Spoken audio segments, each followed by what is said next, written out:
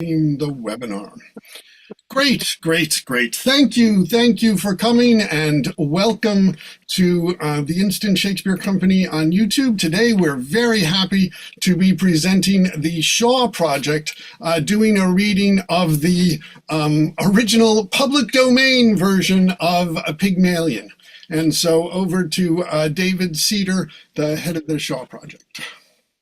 Well, welcome. And yes, indeed, this is the original version, which is the only thing you can get online, because the version that's known better in the movie and in My Fair Lady is still under copyright, so we can't do it.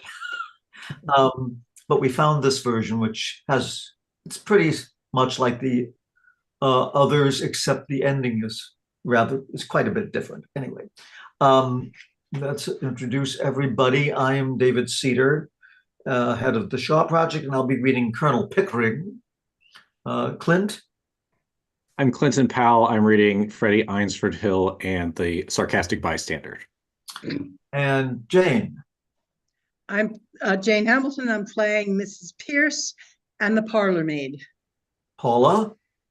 I'm Paula Hosa, and I am playing Mrs. Higgins. Angus? Angus Hepburn from London, reading Alfred Doolittle, Eliza's father, and a bystander. And Virginia? I am Virginia Hammer from Newark, and I am doing Mrs. Eynsford Hill. And Ben? I'm Bennett Polishey. I'll be Higgins himself. And Sue? I'm Susan Case from Secaucus, New Jersey, and I'm playing Clara Eynsford Hill. And Leah? Hi, I'm Leah Schwartz, and I'm playing Eliza Doolittle. Okay, here we go, folks. Act 1. Covent Garden at 11:15 p.m. Torrents of heavy summer rain. Cab whistles blowing frantically in all directions. Pedestrians running for shelter into the market and under the portico of St. Paul's Church, where there are already several people. Among them a lady and her daughter in evening dress. They are all peering out gloomily at the rain, except one man with his back turned to the rest, who seems wholly preoccupied with a notebook in which he is writing busily. I'm getting chilled to the bone. What can Freddie be doing all this time? He's been gone 20 minutes. Not so long, but he ought to have got us a cab by this. He won't get no cab not till 11:30, missus, when they come back after dropping their theatre fares. But we must have a cab. We can't stand here until 11:30. It's so bad. Well, it ain't my fault, missus. If Freddie had a bit of gumption, he would have got one at the theatre door. What could he have done, poor boy? Other people got cabs. Why couldn't he? Well, haven't you got a cab? There's not one to be had for love or money. Oh, Freddie, there must be one. You can't have tried. It's too tiresome. Do you expect us to go and get one ourselves? I tell you, they're all engaged. The rain was so sudden, nobody was prepared, and everybody had to take a cab. I've been to Charing Cross one way and nearly to Ludgate Circus the other, and they were all engaged. Well, did you try Trafalgar Square? There wasn't one at Trafalgar Square. Did you try? I tried as far as Charing Cross Station. Did you expect me to walk to Hammersmith? You haven't tried at all. You really are very helpless, Freddie. Go again, and don't come back until you have found a cab. I shall simply get soaked for nothing. And what about us? Are we to stay here all night in this draught with next to nothing on? You selfish pig. Oh, very well, I'll go. Oh, then, Freddie, look where you're going, dear. Sorry. It's manners for you. 2 branches of violets trod in the mud. Oh, how do you know that my son's name is Freddie, pray? Oh, he's your son, is he? Well, fighting all the vows a mother should, and about her and sprawl her poor girl's flowers and run away about paying. Will you pay me for him? Nothing of the sort, Mother. The idea! Please allow me, Clara. Have you any pennies? No, I've nothing smaller than sixpence. I can give you change for a tenner, kind lady. Oh, give it to me. Now, this is for your flowers. Thank you kindly, lady. Make her give you the change. These things are only a penny a bunch. Do hold your tongue, Clara. You can keep the change. Oh, thank you, lady. Now, tell me how you know that young gentleman's name. I did. Well, I heard you call him by it. Don't try to deceive me. Who's trying to deceive you? I call him Freddie or Charlie, same as you might yourself if you was talking to a stranger and wished to be pleasant. Sixpence thrown away. Really, Mamma, you might have spared Freddie that.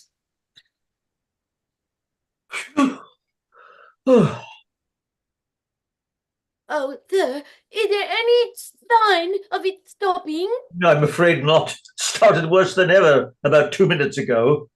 Oh, dear. If it's worse as the sign is nearly over, cheer up, Captain. Buy a flower off a poor girl. I'm sorry, I haven't any change. I can give you change, Captain. For a sovereign, I've nothing less. Darn. Oh, do buy a flower off me, Captain. I can change £1.50. Take this for twopence. Now, don't be troublesome. There's a good girl. I really haven't any change. Stop. Here's a threepence. If that will be any use to you. Thank you, sir. Here, you be careful. Give him a flower for it. There's a bloke behind there taking down every blessed word you're saying. You've got nothing wrong by speaking to the gentleman. I've a right to sell flowers if I keep off the curb. I'm a respectable girl, so help me. I never spoke to him except to ask him to buy a flower off me. Oh, sir, don't let him charge me. Just to know what it means to me. They'll take away my character and drive me into the streets for speaking to gentlemen. There. Now, who's hurting you, you silly girl? What do you take me for? Yeah, she thought you was a copper's narc, sir. What's a copper's knock? Well, he's a copper's narc, as you might say. Well, what else could you call it? What sort of informer? I take my Bible oath. I never said a word. Shut up! Shut up! Do I look like a policeman? Then why do you take my words for? How do I know whether you took them down right? You just show me what you've wrote about me. What's that? That ain't proper writing. I can't read that. Cheer up, Captain. Now you're flower off a poor girl. It's because I called him Captain. I meant no harm. Oh, sir, don't lay a charge on me again for a word like that. Charge? I make no charge. Really, sir, if you're a detective, you need not begin protecting me against molestation by young women until I ask you.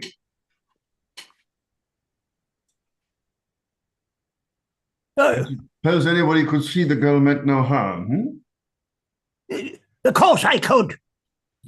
He wants promotion, he does. Taking down people's words. Girl never said a word to him. What harm if she did? Nice thing a girl can't shut up in the rain without being insulted. He ain't a tech. He's a blooming busybody, that's what he is. I tell you, look at his books. And how are all your people down at Selsey? Hey, who told you my people were from Selsey? Never mind, they did. And how do you come to be so far up east? You were born in Lisson Grove. What harm is there in my leaving Lisson Grove? Was it for a pig to let in? I had to pay $4 and $6 a week. Live where you like, but stop that noise. Come. He can't touch you. You have a right to live anywhere you please. Oh, Park Lane, for instance. Oh, I'd love to go into the housing question with you, I would. I'm a good girl, I am. Do you know where I come from? Buxton. Well, who said I didn't? Blimey, you know everything you do. Ain't no call and meddle with me, he ain't. Of course he ain't. Don't you stand for him. See here, what call have you got to know about people what never offered to meddle with you? Where's your warrant? Yes, where's your warrant? Let him say what he likes. I don't want to have no truck with him. Yeah, you take us for dirt under your feet, don't you? Catch you taking liberties with a gentleman. Yes, tell him where he come from if you want to go fortune-telling. Cheltenham, Harrow, Cambridge, and India. Quite right. May I ask, sir, do you do this for your living at a music hall? I thought of that. Perhaps I shall someday. He's no gentleman, he ain't, to interfere with a poor girl. What on earth is Freddie doing? I shall get pneumonia if I stay in this draft any longer. Earl's Court. Will you please keep your impertinent remarks to yourself? Oh, did I say that out loud? I didn't mean to. I beg your pardon. Your mother's Epsom, unmistakably. How very curious. I was brought up in Large Lady Park, near Epsom. What a devil of a name. Excuse me. You want a cab, do you? You don't dare speak to me. Oh, is it me? The PDF. Oh, dear. Oh, please, Clara. We should be so grateful to you, sir, if you found us a cab. Oh, thank you. A whistle. The note taker blows a piercing blast. There, I knowed he was a plainclothes copper. Ah, that ain't a police whistle. That's a sporting whistle. He's no right to take away my character. My character's the same to me as any lady's. I don't know whether you've noticed it, but the rain has stopped about 2 minutes ago. Ah, so it has. Oh, why didn't you say so before? And us losing our time listening to your silliness. I can tell where you come from. You come from Anwell. Go back there. Hanwell. Oh, thank you, teacher. So long. Frightening people like that. How would he like it himself? Oh, it's quite fine now, Clara. We can walk to a motor bath. Come. But the cab? Oh, how tiresome. Poor girl. Hard enough for her to live without being worried and chived.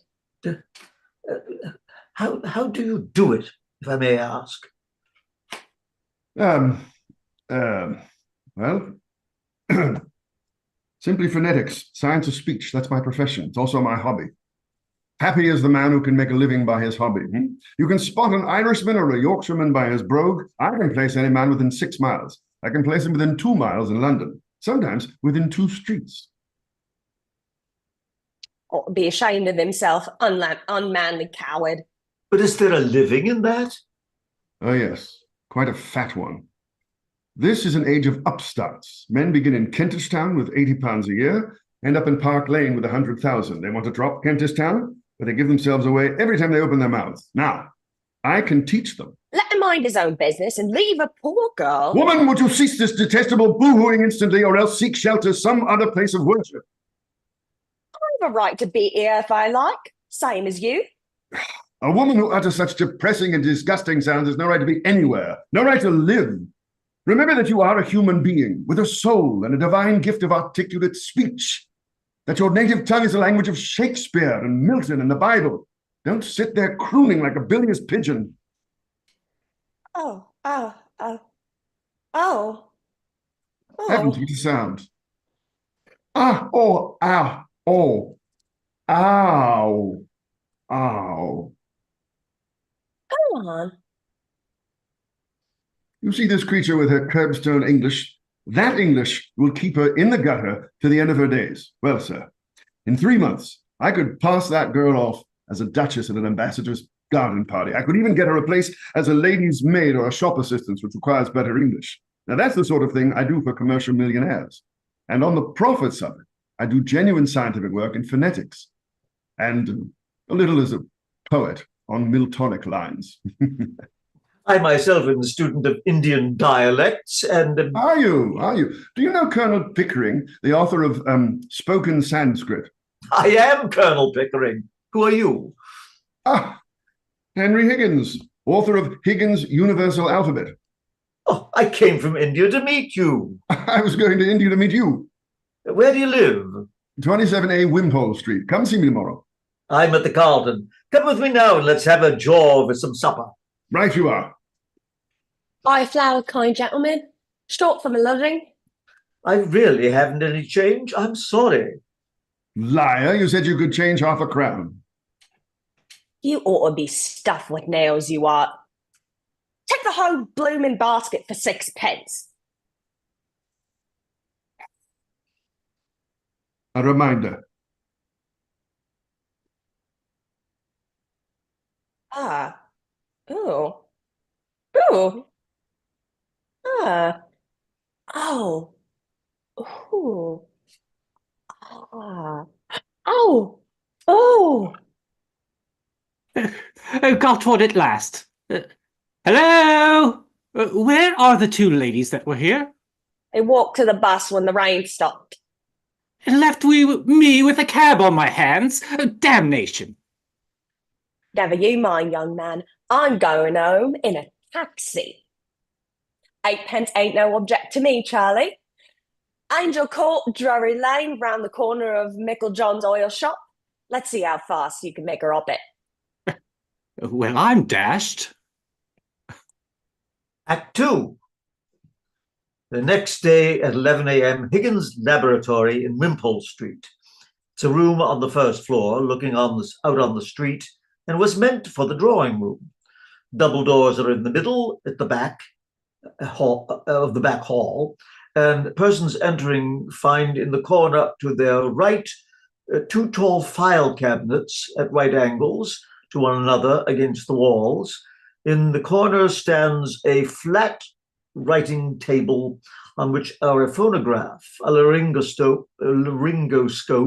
a roll of tiny organ pipes with a bellows, a set of lamp chimneys for singing flames, and with burners attached to a gas plug in the wall by an India rubber tube, several tuning forks of different sizes, a life-size image of half a human head, showing in section the vocal cords, and a box containing a supply of wax cylinders for the phonograph.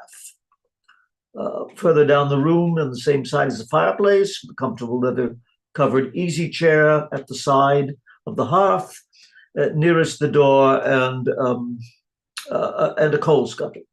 There is a clock on the mantelpiece between the fireplace and the phonograph table is a stand for newspapers. On the other side of the center door to the left of the visitor is a cabinet with shallow drawers. On it is a telephone and a telephone directory. The corner behind and most of the side wall is occupied by a grand piano with the keyboard at the end furthest from the door, and a bench for the player extending the full length of the keyboard. On the piano is a dessert dish heaped with fruit and sweets, mostly chocolates. The middle of the room is clear. Besides the easy chair, the piano bench, the two chairs, and the photograph table, there is one stray chair that stands near the fireplace. On the walls, engravings, mostly Pyrenees and Mezzotint portraits, no paintings. Pickering is seated at the table, putting down some cards and a tuning fork, which he has been using. Higgins is standing near him, closing 2 or 3 file drawers, which are hanging out. Well, I think that's the whole show. It's really amazing. I haven't taken half of it in, you know. Would you like to go over any of it again?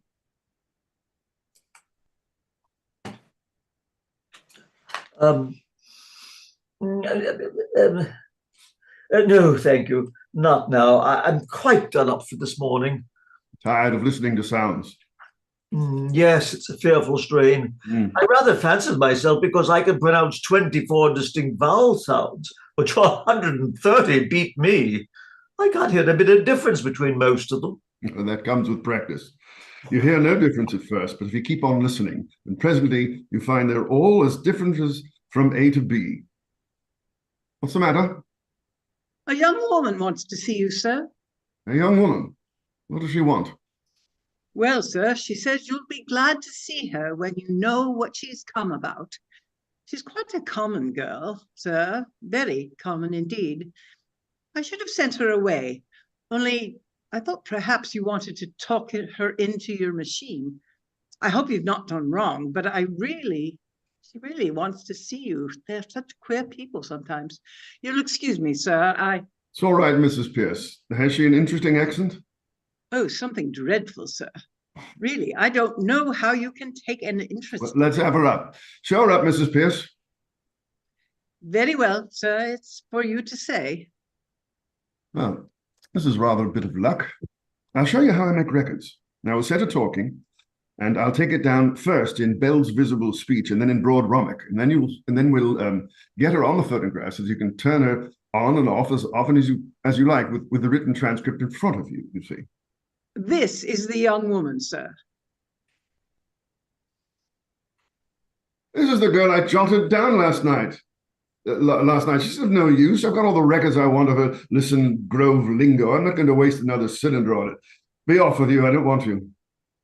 Don't you be so saucy. You ain't heard what I come for yet. Did you tell him I come in a taxi? Nonsense, girl. What do you think a gentleman like Mr. Higgins cares what you came in? Oh, we are proud. He ain't giving lessons, not him. I heard him say so. Well, I ain't come here to ask for any compliment, and if my money's not good enough, I can go elsewhere. Good enough for what? Good enough for you? Now you know, don't you? I come to have lessons, I am. And to pay for them too, make no mistake. Well, what do you expect me to say to you? Well, you as a gentleman, you might ask me to sit down, I think. Don't I tell you I'm bringing you business? Figuring, shall we ask this baggage to sit down, or shall we throw it out the window? I've been called baggage when I've offered to pay like any lady. What is it you want, my girl? I want to be a lady in a flower shop instead of selling at the corner of Tottenham Court Road. But they won't take me unless I can talk more genteel. He said he could teach me. Well, here I am, ready to pay him, not asking for any favour. And he treats me as if I was dirt. How can you be such a foolish, ignorant girl as to think you could afford to pay Mr. Higgins? Why shouldn't I? I know what lessons cost as well as you do, and I'm ready to pay. How much? Now you're talking. I thought you'd come off it when you saw a chance of getting back a bit what you chucked at me last night. You'd had a drop in, hadn't you? Sit down. Oh, if you're going to make a compliment of it. Sit down! Sit down, girl. Do as you're told. Oh. Won't you sit down? Don't mind if I do. What's your name? Liza Doolittle. Eliza, Elizabeth, Betsy, and Bess. They went to the woods to get a bird's nest. They found a nest with 4 eggs in it. They took one apiece and left 3 in it. Oh, don't be silly. You mustn't speak to the gentleman like that. Well, why don't he speak sensible to me? Come back to business now. How much do you propose to pay me for these lessons? Oh, I know what's right. A lady friend of mine gets French lessons for 18 pence an hour from a real French gentleman. Well, you wouldn't have a face to ask me for the same teaching me my own language as you would for French. So I won't give you more than a shilling. Take it or leave it. You know, Pickering, if you consider a shilling not as a simple shilling, but as a percentage of this girl's income, it works out as fully equivalent of 60 or 70 guineas from a millionaire. How so? Well, figure it out. A millionaire has about £150 a day. She earns about half a crown. Why on the... She offers me 2/5 of her day's income for a lesson. Now, 2/5 of a millionaire's income for a day would be somewhere about £60. It's handsome. By George, it's enormous. It's the biggest offer I've ever had. Pounds? What are you talking about? I never offered you £60. Where would I get it? Hold your tongue. I ain't got £60. Oh, Don't cry, you silly girl. Sit down. Nobody's going to touch your money. Somebody is going to touch you with a broomstick if you don't stop sniveling. Now sit down. when you think you was my father. If I decide to teach you, it will be worse than two fathers to you. Now, here, What's this for? to wipe your eyes, to wipe any part of your face that feels moist. And remember, that's your handkerchief, that's your sleeve. Don't mistake the one for the other. Now, if you wish to become a lady in a shop. It's no use talking to her like that, Mr. Higgins. She doesn't understand you. Besides, you're quite wrong. She doesn't do it that way at all. Yeah, you give me that handkerchief. He gave it to me, not you. He did. I think it must be regarded as her property, Mrs. Pierce. Serves you right, Mr. Higgins. Higgins, I'm interested. What about the ambassador's garden party? I'll say you're the greatest teacher alive if you make that good. I'll bet you all the expenses of the experiment you can't do it, and I'll pay for the lessons. Oh, you are real good. Thank you, Captain. That's almost irresistible. She's so deliciously low, so horribly dirty. Dirty? I washed my face and hands before I come here, I did. You're certainly not going to turn ahead with flattery, Higgins. Oh, don't say that, sir. There's more than one of turning a girl's head, and nobody can do it better than Mr. Higgins, though he may not always mean it. I do hope, sir, you won't encourage him to do anything foolish. What is life but a series of inspired follies? The difficulty is to find them to do. Never lose a chance. It doesn't come every day. I shall make a duchess of this draggle-tailed gutter snipe. Ow. Stop. Now, in 3 months, yes, 3 months, if she has a good ear and a quick tongue, I'll take her anywhere, pass her off as anything. We'll start today. Now, this moment. Take her away and clean her, Mrs. Pierce. Monkey brand if it won't come off any other way. Is there a good fire in the kitchen? Yes, but... All right, take all her clothes off and burn them. Ring up Whiteley or somebody for new ones. And wrap her up in brown paper till they come. You're no gentleman, you're not, to talk of such things. I'm a good girl, I am, and I know what the like of you are, I do. We want none of your Listen Grove prudery here, young woman. You've got to learn to behave like a duchess. Take her away, Mrs. Pierce. If she gives you any trouble, wallop her. Well, the place I will. But I've no place to put her. Put her in the dustbin. Oh, come, Higgins, be reasonable. You must be reasonable, Mr. Higgins. Really, you must. You can't walk over everybody like this. I walk over everybody. My dear Mrs. Pierce, my dear Pickering, I never had the slightest intention of walking over anyone. All I propose is that we should be kind to this poor girl. We must help her to prepare and fit herself for her new station in life. If I did not express myself clearly, it was because I did not wish to hurt her delicacy or yours. Well, did you ever hear anything like that, sir? Never, Mrs. Pierce, never. What's the matter? Well, the matter is, sir, that if you can't take a girl up like that, as if you were picking up a pebble from the beach. Why not? Why not? But you don't know anything about her. What about her parents? She may be married. God. There. As the girl very properly says, gone. Married indeed. Don't you know that a woman of that class looks a worn-out drudge of 50 a year after she's married? You'd marry me. By George, Eliza, the streets will be strewn with the bodies of men shooting themselves for your sake before I've done with you.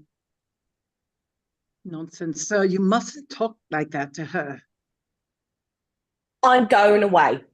He's off his chumpy ears. I don't want no balminess teaching me. Oh, indeed. Am I mad, am I? Very well, Mrs. Pierce. You needn't order the new clothes for her. Throw her out. You've got no right to touch me. Now see now what comes of being saucy. This way, please. No clothes. I wouldn't have taken them. I can buy my own clothes. You're an ungrateful, wicked girl, and this is my return for offering to take you out of the gutter and dress you beautifully and make a lady of you. Stop, Mr. Higgins. I won't allow it. It's you that were wicked. Go home to your parents, girl, and tell them to take better care of you. I ain't got no parents. They told me I was big enough to earn my own living and turned me out. Where's your mother? I ain't got no mother. Her that turned me out was my sixth stepmother. But I done without them. And I'm a good girl, I am. Very well, then. What on earth is all this fuss about? The girl doesn't belong to anybody. Is no use to anybody but me. You can adopt her, Mrs. Pearson. I'm sure a daughter would be a great amusement to you. Now, don't make any more fuss. Take her downstairs and... But what's to become of her? Is she to be paid anything? Do be sensible, sir. Well, pay her whatever's necessary. Put her down in the housekeeping book. What on earth will she want with money? She'll have her food and her clothes. She'll only drink if you give her money. Oh, you are a brute. That's a lie. Nobody ever saw a sign of liquor on me. Does it occur to you, Higgins, that the girl has some feelings? No, I don't think so. Not any feelings we need bother about. Have you, Eliza? I got me feelings, same as anyone else. You see the difficulty. What difficulty? To get her to talk grammar. The mere pronunciation is easy enough. I don't want to talk grammar. I want to talk like a lady. Will you please keep to the point, Mr. Higgins? I want to know on what terms the girl is to be here. Is she to have any wages? And what's to become of her when you've finished your teaching? You must look ahead a little. What is to become of her if I leave her in the gutter? Tell me that, Mrs. Pierce. That's her own business, not yours, Mr. Higgins. Well, when I've done with her, we can throw her back into the gutter, and then it will be her own business again. So that's all right. Oh, you've got no feeling art in you. You don't care about nothing but yourself. Here, I've had enough of this. I'm going. You ought to be ashamed of yourself, you are. Have some chocolates, Eliza. How do I know what might be in them? I've heard of girls being drugged by the like of you.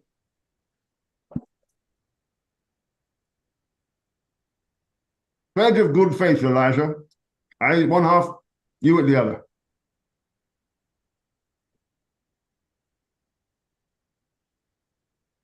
Now, you shall have boxes of them, barrels of them, every day. You shall live on them, eh? I wouldn't have ate it, only I'm too ladylike to take it out of my mouth. Listen, Eliza, I think you said you came in a taxi. Well, what if I did? I was good right to take a taxi as anyone else. You have, Eliza, and in future, you shall have as many taxis as you want. You shall go up and down and round the town in a taxi every day. Think of that, Eliza. Mr. Higgins, you're tempting the girl. It's not right. She should think of the future. At her age, nonsense. Time enough to think about the future when you haven't any future to think of. No, Eliza. Do as this lady does. Think of other people's futures. Never think of your own. Think of chocolates and taxis and gold and diamonds. No, I don't want no gold, no diamonds. I'm a good girl, I am. You shall remain so, Eliza, under the care of Mrs. Pierce. And you shall marry an officer in the guards with a beautiful moustache, the son of a marquis, who will disinherit him for marrying you, but will relent when he sees your beauty and your goodness. Excuse me, Higgins, but I really must interfere. Mrs. Pierce is quite right. If this girl is to put herself in your hands for 6 months for an experiment in teaching, she must understand thoroughly what she's doing. How can she? She's incapable of understanding anything. Besides, do any of us understand what we are doing? And if we did, would we do it? Very clever, Higgins, but not sound sense. Miss Doolittle. There. Oh. That's all you'll get out of Eliza. Ow, ow. So now he's explaining. As a military man, you ought to know that. Give her orders. That's what she wants. Eliza, you are to live here for the next 6 months, learning how to speak beautifully, like a lady in a florist shop. If you're good and do what you're told, you shall sleep in a proper bedroom, have lots to eat, money to buy chocolates, and take taxi rides in taxis. If you're naughty and idle, you will sleep in the back kitchen among the black beetles and be walloped by Mrs. Pierce with a broomstick.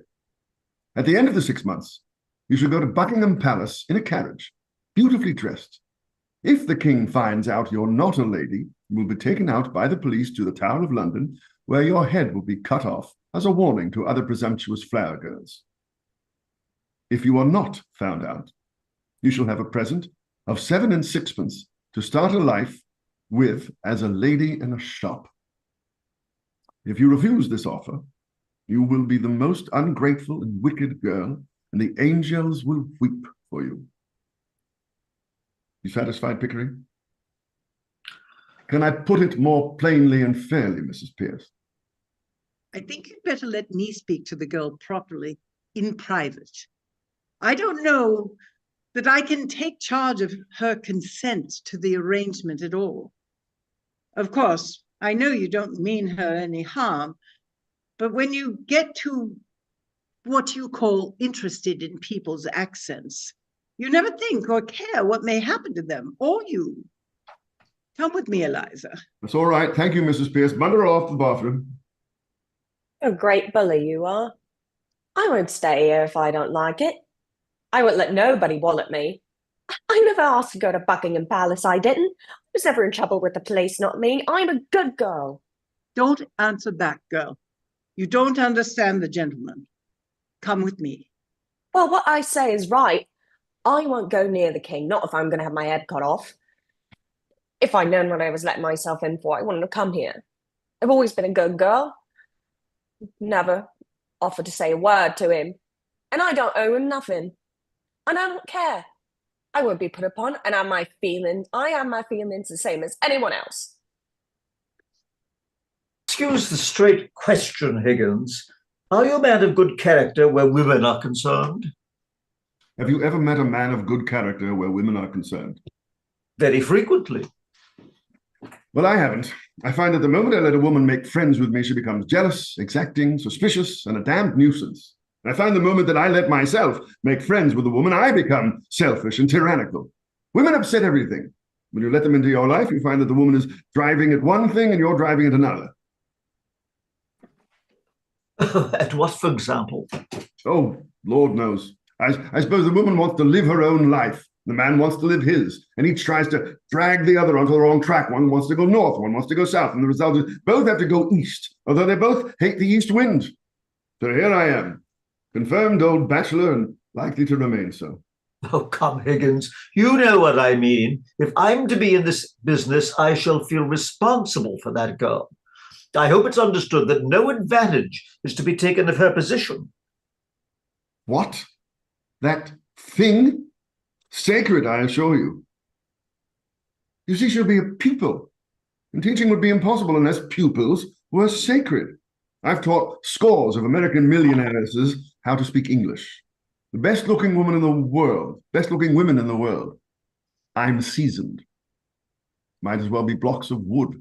I might as well be a block of wood. It's simply not done. Well, Mrs. Pierce, is it all right? I just wish to trouble you with a word, if I may, Mr. Higgins. Yes, certainly. Come in. Don't burn that, Mrs. Pierce. I'll keep it as a curiosity. Handle it carefully, sir, please. I had to promise her not to burn it, but I had better put it in the oven for a while. Oh, thank you. Well, what have you to say to me? Am I on the way? Not at all, sir. Mr. Higgins, will you please be very particular what you say before the girl? Of course. I'm always particular about what I say. Why do you say this to me? No, sir, you're not all particular when you've mislaid anything or when you get a little impatient. Now, it doesn't matter before me. I'm used to it. But you really must not swear before that girl. I swear? I never swear. I detest the habit. What the devil do you mean? That's what I mean, sir. You swear a great deal too much. I don't mind your damning and blasting and what the devil and where the devil and who the devil. Really, Mrs. Pierce, this language from your lips. But there is a certain word I must ask you not to use. The girl has just used it herself because the bath was too hot. It begins with the same letter as bath. She knows no better. She learned it from her mother's knee, but she should not hear it from your lips. I cannot charge myself with having ever uttered it, Mrs. Pierce.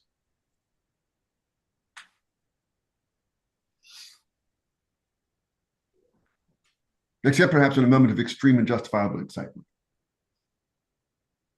Only this morning, sir, you applied it to your boots, to the butter, and to the brown bread. Oh, that. Mere alliteration, Mrs. Pierce. Natural to a poet. Well, sir, whatever you choose to call it, I beg you not to let the girl hear you repeat it. Very well, very well. Is that all? No, sir. We shall have to be very particular with this girl as to her personal hygiene and cleanliness. Certainly, quite right, most important.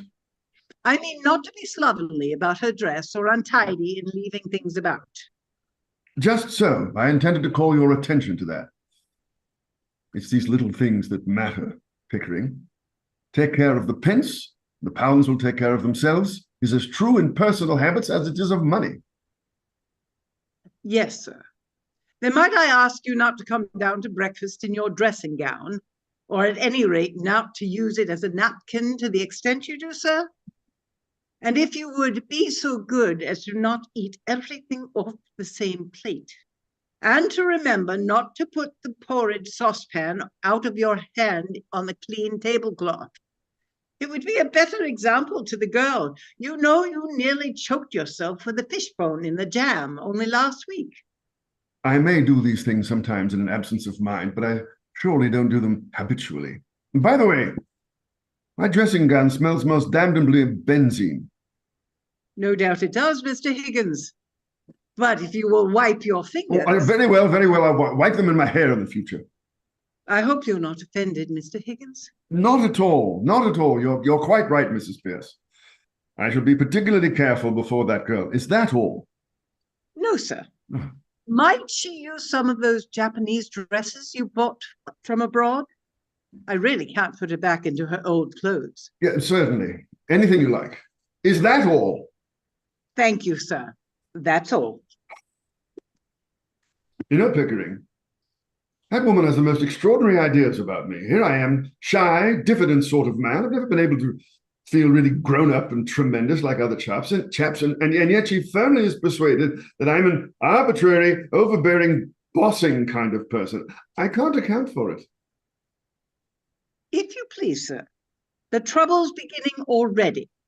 There's a dustman downstairs, Alfred Doolittle, wants to see you. He says you have his daughter here. Oh, I say. Send the blackguard up. Oh, very well, sir. He may not be a blackguard, Higgins. Oh, of course he's a blackguard. Nonsense.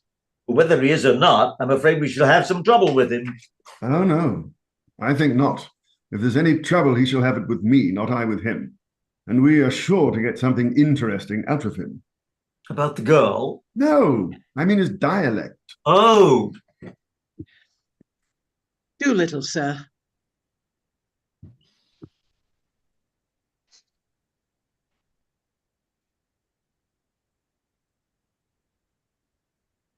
Professor Higgins?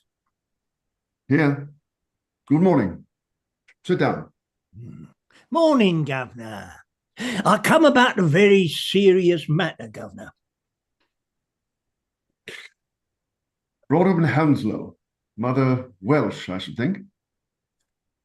What do you want, Doolittle? I want my daughter. That's what I want, sir. See? Of course you do. You're her father, aren't you? You don't suppose that anyone else wants her, do you? I'm glad to see you have some spark of family feeling yet left. She's upstairs. Take her away at once. What? Take her away. Do you suppose I'm going to keep your daughter for you? Oh, here now, look here, sir. Governor, is this reasonable? Is it fair to take advantage of a man like this? The girl belongs to me. You got her here. Where do I come in? Your daughter had the audacity to come to my house and ask me to teach her how to speak properly so that she could get a place in a flower shop. This gentleman and my housekeeper have been here all the time. How dare you come here and attempt to blackmail me? You sent her here on purpose. No, Governor. You must have. How else could you possibly know that she's here? Well, don't take a man up like that, Governor. The police shall take you up. This is a plant, a ploy to extort money by threats. I shall telephone for the police. Yeah. Have I asked you for a brass farthing? Leave it to the gentleman here. Have I said a word about money? Well, what else did you come for? Well, what would a man come for? Be human, Governor. Alfred, did you put her up to this? So help me, Governor, I never did. I take my Bible oath I ain't seen the girl these past 2 months past. Then how do you know she was here? Well, I'll tell you, Governor. If you'll only let me get a word in, I'm willing to tell you, I'm wanting to tell you, I'm waiting to tell you. Pickering, this chap has a certain natural gift of rhetoric. Observe the rhythm of his native wood notes. Wild. I'm willing to tell you, I'm wanting to tell you, I'm waiting to tell you. Sentimental rhetoric. That's the Welsh strain in him. It also accounts for his mendacity and his dishonesty. Oh, please, Higgins. I'm West Country myself. How did you know the girl was here if you didn't send her? Well, it was like this, Governor. The girl took a boy in the taxi to give him a jaunt. Son of her landlady, he is. He hung about on the chance of her giving him another ride home. Well, she sent him back for her luggage when she heard you was willing to stop for her to stop here. I met the boy at the corner of Longacre and Endell Street. Public house, yeah? Yeah, poor man's club, Governor. Why shouldn't I? Do let him tell his story, Higgins. He told me what was up. And I ask you, what was my feelings and my duty as a father? I says to the boy, you bring me the luggage, says I. Why didn't you go for it yourself? Landlady wouldn't have trusted me with it, Governor. She's that kind of woman, you know. I had to give the boy a penny before he trusted me with it, the little swine. I brought you to her just in case, just to oblige you like. Make myself agreeable, that's all. How much luggage? Musical instrument, Governor. Few pictures, trifle of jewellery, and the bird cage. She said she didn't want no clothes. What was I to think of that, Governor? I ask you as a parent, what was I to think? So you came to rescue her from worse than death, eh? Just so, Governor. That's right. Why did you bring luggage if you intended to take her away? Yeah, have I said a word about taking her away? Have I now? You're going to take her away double quick. No, Governor. No, don't say that. I'm not a man to stand in my girl's light. Here's a career opening for her, as you might say. And Mrs. Pierce, this is Eliza's father. He has come to take her away. Give her to him. No, this is a misunderstanding. Here, now listen He here. can't take her away, Mr. Higgins. How can he? You told me to burn the clothes. That's right. I can't carry the girl through the streets like a blowing monkey, can I? I'll put it to you. You have put it to me that you want your daughter. Now take your daughter. If she has no clothes, go out and buy her some. Yeah, where's the clothes what she come in? Did I burn them or your missus here? I am the housekeeper, if you please. I have sent for some clothes for your girl. When they come, you can take her away. You can wait in the kitchen. This way, please. Yeah, listen here, Governor. You and me, we're men of the world, ain't we? Oh, men of the world, are we? You'd better go, Mrs. Pierce. I think so, indeed, sir. The floor is yours, Mr. Doolittle. Thank you, Governor. Well, now, the truth is, I've taken a sort of fancy to you, Governor. And if you want the girl, I'm not so set on having her back home again, but what I might be open to a little arrangement. Regarded in the light of a young woman, she's a fine, handsome gal. As a daughter, well, she's not worth her keep. And so I tell you straight, all I ask is my rights as a father, and you're the last man alive to expect me to let her go for nothing, for I can see you is one of the straight sort, governor. Well, what's a £5 note to you, and what's Eliza to me? I think you ought to know, Doolittle, that Mr. Higgins' intentions are entirely honourable. Of course they are, governor. If I thought they wasn't, I'd have asked 50. Do you mean to say, you callous rascal, that you would sell your daughter for £50? Well, not in a general way I wouldn't, but to oblige a gentleman like you, if you was as poor as me, not that I mean any, I'd do you a good deal, I do assure you. Have you no morals, man? Can't afford them. Neither could you if you was as poor as me. Not that I mean any harm, you know, but if Eliza's going to have a bit out of this, then why not me too? I don't know what to do, Pickering.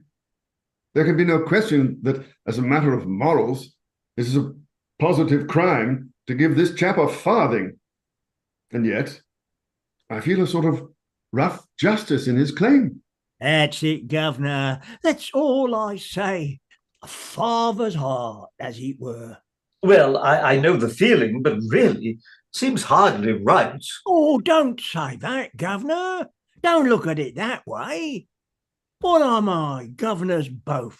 I ask you, what am I? I am one of the undeserving poor. That's what I am. Oh, think of what that means to a man. It means that he's up against middle-class morality all the time. If there's anything going and I put in for a bit of it, it's always the same story. You are undeserving and you can't have it. But my need's as great as the most deserving widows that ever got money out of 6 different charities in 1 week for the death of the same husband. I don't need less than a deserving man. I need more. I don't eat less hearty than him, and I drink a lot more. I want a bit of amusement because I'm a thinking man. I want cheerfulness and a song and a band when I feel low. Well, they charge me just the same for everything as they charge the deserving. What is middle-class morality? Just an excuse for never giving me anything. Therefore, I ask you, as 2 gentlemen, not to play that game on me. I'm playing straight with you. I ain't pretending to be deserving. I'm undeserving, and I mean to go on being undeserving. I like it, and that's the truth. Will you take advantage of a man's nature to do him out of the price of his own daughter what he's brought up and fed and clothed by the sweat of his brow until she's grown big enough to be interesting to you 2 gentlemen? Is £5 unreasonable? I'll put it to you and I'll leave it to you. Pickering, if we were to take this man in hand for 3 months, he could choose between a seat in the cabinet and a popular pulpit in Wales. What do you say to that, Doolittle? Oh, not me, governor. Thank you kindly. I've heard all the preachers and all the prime ministers, for I'm a thinking man and game for politics or religion or social reform, same as all the other amusements. And I tell you, it's a dog's life any way you look at it. Undeserving poverty is my line. Taking one station in society with another, it's the only one that has any ginger in it to my taste. I suppose we must give him a £5. And make a bad use of it, I'm afraid. Oh, not me, governor, so help me, I won't. Don't you be afraid that I'll save it and spare it and live idle on it. There won't be a penny of it left by Monday. I'll have to go to work same as if I'd never had it. It won't pauperise me, you bet. Just one good spree for myself and the missus, giving pleasure to ourselves and employment to others, and satisfaction to you to think that it's not been throwed away. You couldn't spend it better.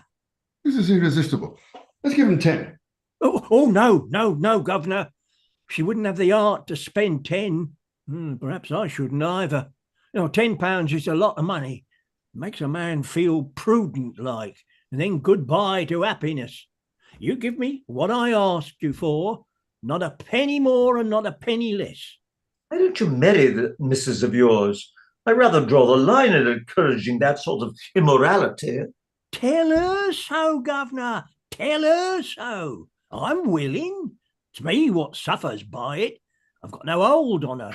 I've got to be agreeable to her. I've got to give her presents. I've got to buy her clothes, something awful. I'm a slave to that woman, governor, just because I'm not a lawful husband. And she knows it too. Catch her marrying me. Whoa! Take my advice, governor. Marry Eliza while she's young and don't know no better. If you don't, you'll be sorry for it after. If you do, she'll be sorry for it after, but better the you than her, because you're a man, and she's only a woman and don't know how to be happy anyhow. Pickering, if we listen to this man another minute, we shall have no convictions left. £5, I think you said? Oh, thank you kindly, governor. You sure you won't take 10? Oh, not now. Another time, maybe, governor. Here you are. Thank you, governor. Good morning. Well, beg pardon, miss. On, don't you know your own daughter? Blimey! What's that? Blimey! Right, too. Don't I look silly? Silly. Now, Mr. Higgins, please don't say anything to make the girl conceited about herself. Oh, quite right, Mrs. Pierce. Yes, damned silly. Please, sir. Oh, I meant extremely silly. I should look all right with my hat on. A new fashion, by George, and it ought to look horrible. Well, I never thought she'd clean up as good looking as that, governor. Oh, she's a credit to me, ain't she? I tell you, it's easy to clean up here. Hot and cold water on tap, just as much as you like there is. Woolly cows there is, and a cow horse. So hot it burns your fingers. Soft brushes to scrub yourself, and a wooden bowl of soap smelling like primroses. Now I know why ladies are so clean. Washing's a treat for them. Wish they saw what it is for the likes of me. I'm glad the bathroom met with your approval. It did it. Not all of it. I don't care who hears me say it. Mrs. Pierce knows. What was wrong, Mrs. Pierce? Oh, nothing, sir. It doesn't matter. I had a good mind to break it. I didn't know which way to look, but I hung a towel over it, I did. Over what? Over the looking glass, sir. Doolittle, you've brought your daughter up too strictly. Me? Oh, I never brought her up at all, except to give her a lick of a strap now and again. Don't put it on me, governor. She ain't accustomed to it, you see, that's all. But she'll soon pick up your free and easy ways. I'm a good girl, I am, and I won't pick up no free and easy ways. Eliza, if you say again that you're a good girl, your father shall take you home. Not him. You don't know my father. All he come here for was to touch you for some money to get drunk on. Well, what else would I want money for? To put it into the plate in church, I suppose. Don't you give me none of your lip, and don't you let me hear you giving this gentleman any of it either, or you'll hear from me about it, see? Have you any further advice to give before you go, Doolittle? Your blessing, for instance? No, governor. I ain't such a mug as to put up my children all to all I know myself. Hard enough to hold 'em in without that. If you want Eliza's mind improved, governor, you do it yourself with a strap. So long, gentlemen. Stop. You'll come regularly to see your daughter. It's your duty, you know. My brother is a clergyman, and he could help you in your talks with her. Certainly I'll come, governor, just not this week. No, because I have a job at a distance. But later on, you may depend on me. Afternoon, gentlemen. Afternoon, ma'am. Don't you believe the old liar. He'd as soon set you a bulldog on him as a clergyman. You won't see him again in a hurry. I don't want to, Eliza. Do you? Not me. I never want to see him again. He's a disgrace to me, he is, collecting dust instead of working at his trade. What is his trade, Eliza? Taking money out of other people's pockets into his own. His proper trade's a navy. He works at it sometimes too, for exercise, and earns good money at it. Ain't you gonna call me Miss Doolittle anymore? I beg your pardon, Miss Doolittle. It was a slip of the tongue.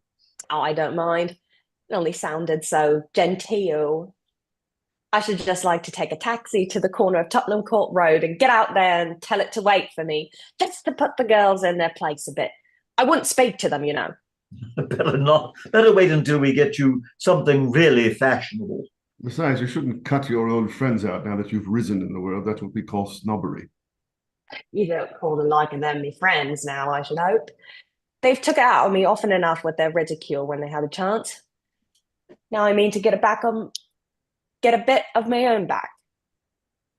But if I'm going to have fashionable clothes, I'll wait. I should like to have some. Mrs. Pierce says you're going to give me something to wear in bed at night, different to what I wear in the daytime. But it do seem a waste of money when you could get something to show. Besides, I never could fancy changing into cold things on a winter night. Now, Eliza, the new things have come for you to try on. Ah! Oh! Ooh. Oh, don't rush about like that, girl. Pickering, we have taken on a stiff job. Higgins, we have. And Curtin. Let's take our break here because it seems like a good time in the progressive things to do that. So Right, and I've got to use the loo anyway. 10 minutes, everybody, and we'll start again on 1:15. Great. Well, thank you. This is this is a lot of fun. I mean, it's so you get to hear so many of the things for those of us who are more familiar with it through the musical of the sorts of lines that were inspirations for songs and things like that. But yeah. Stanley Holloway playing Doolittle. Oh my gosh. Yeah. I would have. I mean, he's the one of the few people that I really wanted to see on stage. I never got to see him. I just think he's terrific. He acted up into his 90s, I think, or almost 90s. He did some things up at the Shaw Festival in Canada too. Right, and of course, like the Disney voices, yeah, he's and I remember like we had an album of like his him doing a bunch of music hall songs. Yeah, I have that. Yeah. That's such a. I'll be right back. Yeah. Well, I'm going to. We do have for this break when we're doing like a live stream and recording it. I mean, if we were just recording it, we could pause it, but if we can't like pause a live stream. So I'm just going to talk till people get back, or if anybody has anything else they want to share. Hey, Virginia. Hi. Yeah, this is so much fun getting a load of the original. And I was just looking at pictures of Mrs. Patrick Campbell in the original Eliza role and Herbert Beerbohm Tree as Higgins. And I guess Mrs. Patrick Campbell, born Beatrice Rose Della Tanner, was 49 when she did this role, but she was a triumph anyway. And Shaw fell in love with her. Yeah. Well, and it's such an interesting sort of character study of his kind of. I mean, that Higgins being a character, similar to the, also like these other sorts of Victorian characters like Sherlock Holmes, who really have a very clear idea and will just speak shit to anybody, Yeah. And, which can seem, I mean, quite, classist at first, but then you see that that's the way he is to everybody. But it is such a such an important figure and such an important idea, and also, I mean, that as Shaw is somebody who does address the idea of class in his plays, which so many plays don't, or just sort of ignore, or just like in America we've focused so much more on the family drama as opposed to sort of seeing it as part of the bigger society of, I mean, you'll have sort of, and this sort of the idea of like, how can you get from one class to another? Right. Well, first you In have to America, admit that it's so you much would- more fluid about money, and it's true. It's much more hard, the stages between society and England, and it's really hard to transcend them. Yeah, and having to do with how you sound. I love what Alfred Doolittle says about the middle class too. The undeserving and the deserving. But it's easier for them to talk about class because we don't want to admit that we have them. Right. It's just money. Yeah. Right. They have a little bit of good taste, which goes very easily into idiotic snobbery. Yeah, well, and I mean, and just that it's like the idea of like, I liked like when Eliza's talking about going to the bathroom, and it's like, oh, for upper class people, it's fun to clean, you know? Oh yeah, something new and different. Yay. Woo. Yeah, I mean the sort of modern conveniences which so much of us, I mean, we sort of we take for granted, and it's just, I mean, when we think about how we've improved things so much, we're the beneficiaries of so much progress, and now we're sort of going too far with Paranoia about development germs. and no, well, I mean, with plastics and just sort of convenience and ease, as opposed to like what is good and sustainable. Well, before what was it called? Samantha Bee, before they canceled it, she admitted that this was not a very fun, tasteful episode a couple of years ago, but she was saying how this is a little TMI, but all the sewage treatment plants all around this country are really overwhelmed, and we might not have it for that much longer. Oh Boy. Gotta appreciate it while we have it.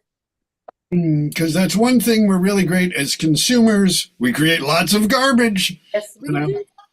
And that's why I really think that it's there's just so much sort of reimagining that we need to do to put focus on people and stories of people as drama does. And that I think that if we want to look forward in terms of a way of sustainable growth, it can't just be through making lots of money out of, I mean, exploiting things, even electric cars, you know, I mean, all of the batteries and all of the things that's done. We have to sort of admit that cars were a bad idea. You know, we're totally addicted to them in the States, but at least, I mean, people in cities, you can do without them, but they're a hazard, you know, should try and limit it. I would love to see what Shakespeare and Shaw would have to say about climate change. They would say a few truths, but it's really tough truths. Look at Angus. You look splendid, Angus. Yes, you do. And all. Oh, can I also say, this is really far afield, but I find it so fascinating, the character of Clara, and she was just wiped out from My Fair Lady, you know. She's Well, they did the whole thing very differently, having them meet at the races instead of, you know, right. instead of at Mrs. Higgins' place. And the notes at the end give Clara some kind of weird redemption. I haven't even read those yet. Yeah, I Notes just read at the them end today. are longer than the play. Didn't he base Higgins on somebody who was around London at that time? What was that? I don't know. I think there was a well-known speech therapist who was Really? making might money have in been, London, and he was the model for Higgins. It's the idea for it. Okay. By the way, it's period. It's Are we back? Oh, Right. Turn it off. let's make sure everybody's here. Is Eliza here?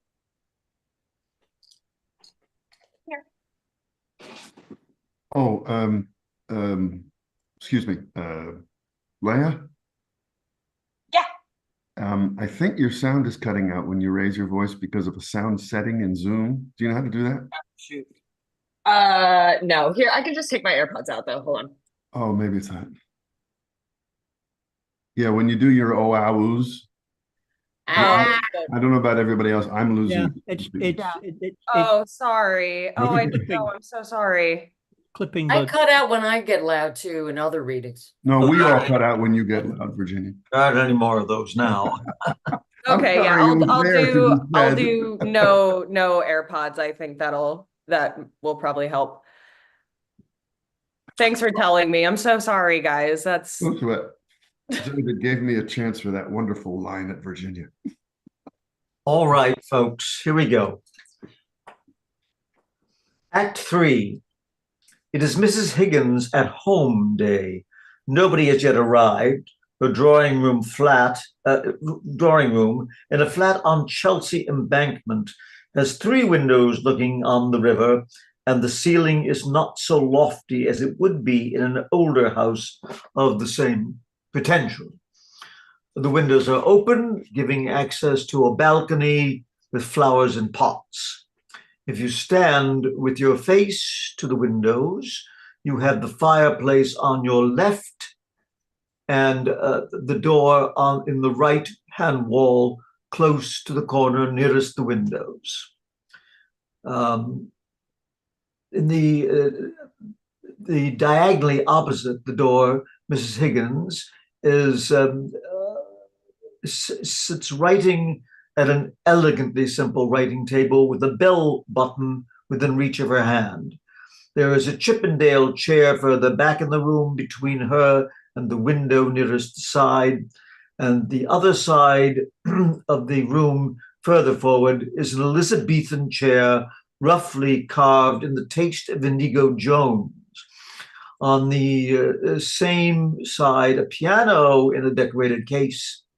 The corner between the fireplace and the window is occupied by a divan cushioned in Morris chintz.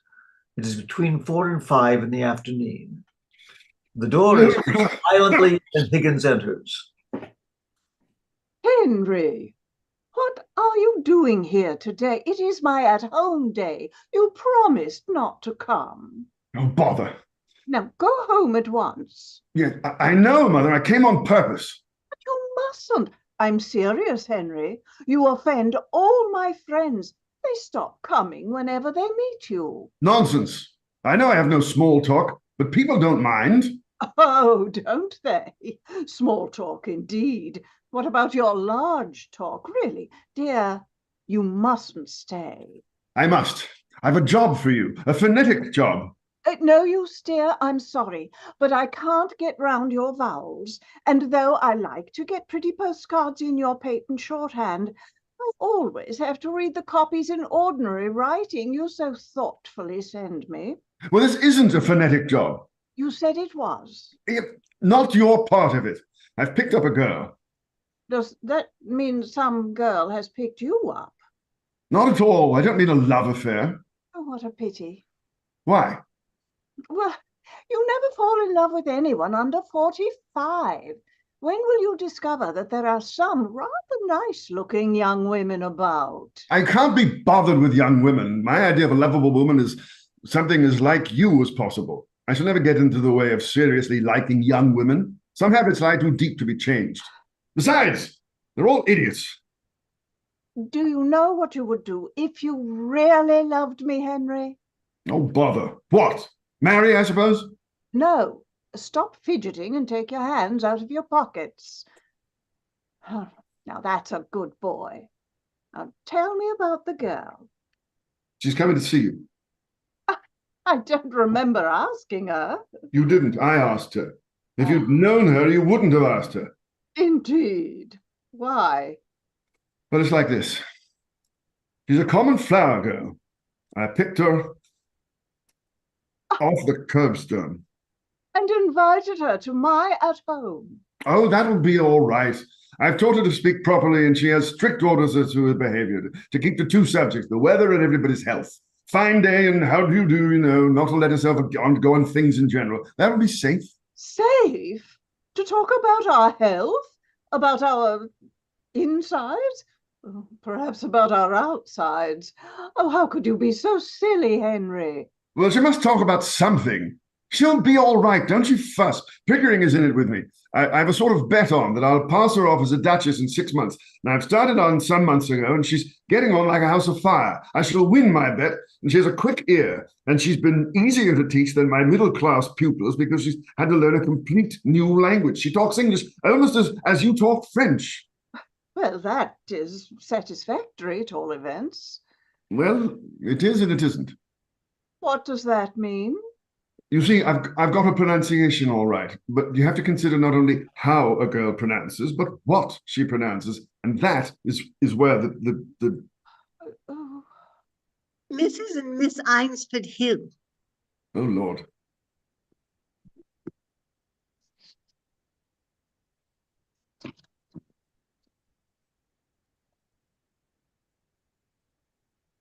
How do you do? How do you do? my son Henry. Your celebrated son. I have so longed to meet you, Professor Higgins. Delighted. How do you do? I've seen you somewhere before. I haven't the ghost of a notion where, but I've heard your voice. Well, it doesn't matter. You'd better sit down. I am sorry to say that my celebrated son has no manners. You mustn't mind him. I don't. Not at all. Oh, if I've been rude, I didn't mean to.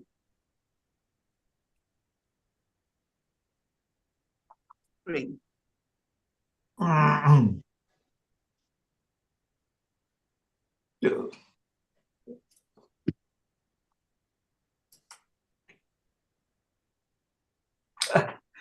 How do you do, Mrs. Higgins? Oh, so glad you've come. Do you know Mrs. Eynsford Hill? Miss Eynsford Hill?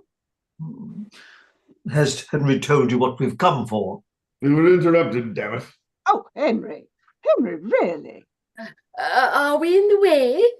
Oh, no. You couldn't have come more fortunately. We want you to meet a friend of ours. Yes, by George, we want 2 or 3 people. You'll do as well as anybody else. Mr. Eynsford Hill. Oh, God of heaven, another one of them.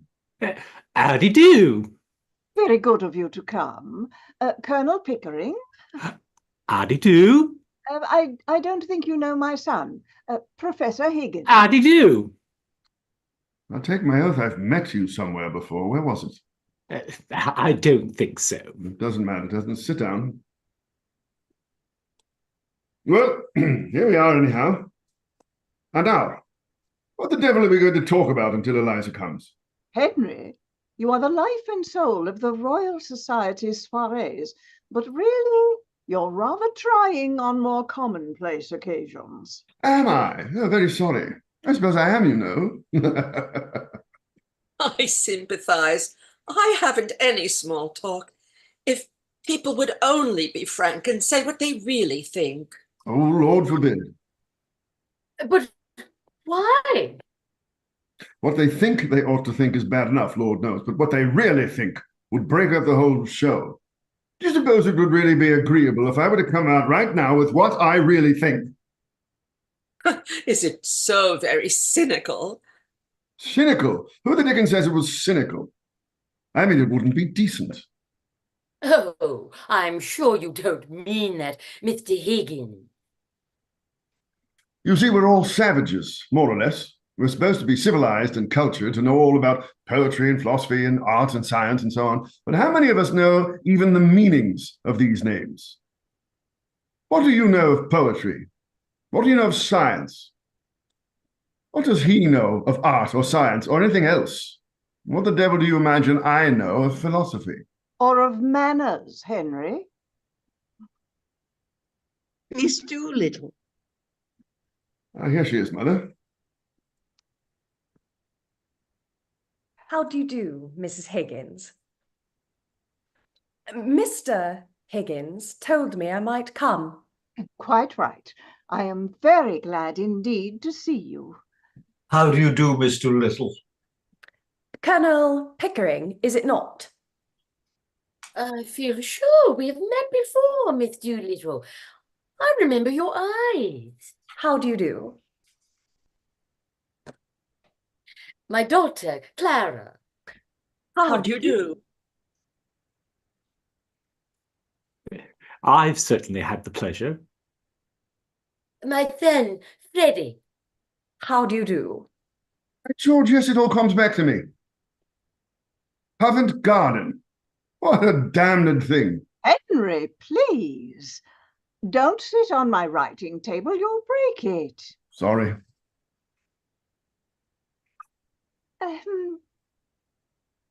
Will it rain, do you think? The shallow depression in the west of these islands is likely to move slowly in an easterly direction.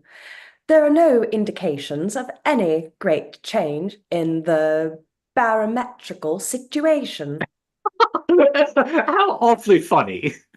What is wrong with that young man? I bet I got it right. Oh, killing. I'm sure I hope it won't turn cold.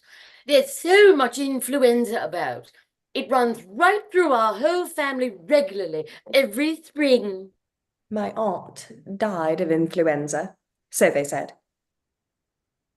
But it's my belief that they done the old woman in. Done her in? Yes. Lord love you. Why should she die of influenza? She came through diphtheria right enough the year before. I saw her with my own eyes. Fairly blue with it she was. They all thought she was dead, but my father, he kept ladling gin down her throat till she came to, so sudden that she bit the bowl off the spoon. Oh, dear me! What call would a woman have with that strength in her to have to die of influenza? What became of her new straw hat that should have come to me? Somebody pinched it. What I say is, them as pinched it done in her. What does doing her in mean? Oh, that is the new small talk. To do a person in means to kill them. Oh, you surely don't believe your aunt was killed? Do I not? Them she lived with would have killed her for a hat pin, let alone a hat. But it can't have been right for your father to pour spirits down her throat like that. It might have killed her. Not her. Gin was mother's milk to her. Besides, he'd pour so much down his own throat that he knew the good of it. You mean that he drank? Drank? My word, something chronic. Oh, how dreadful for you. Oh, not a bit. It never did him no harm, what I could see. But then he did not keep it up regular. On the burst, as you might say, from time to time, and always more agreeable when he had to drop in. When he was out of work, my mother used to give him 4 pence and tell him to go out and not come back until he'd drunk himself cheerful and loving like. There's lots of women has to make their husbands drunk to make them fit to live with. You see, it's like this. If a man has a bit of a conscience, it always takes him when he's sober, and then it makes him low-spirited.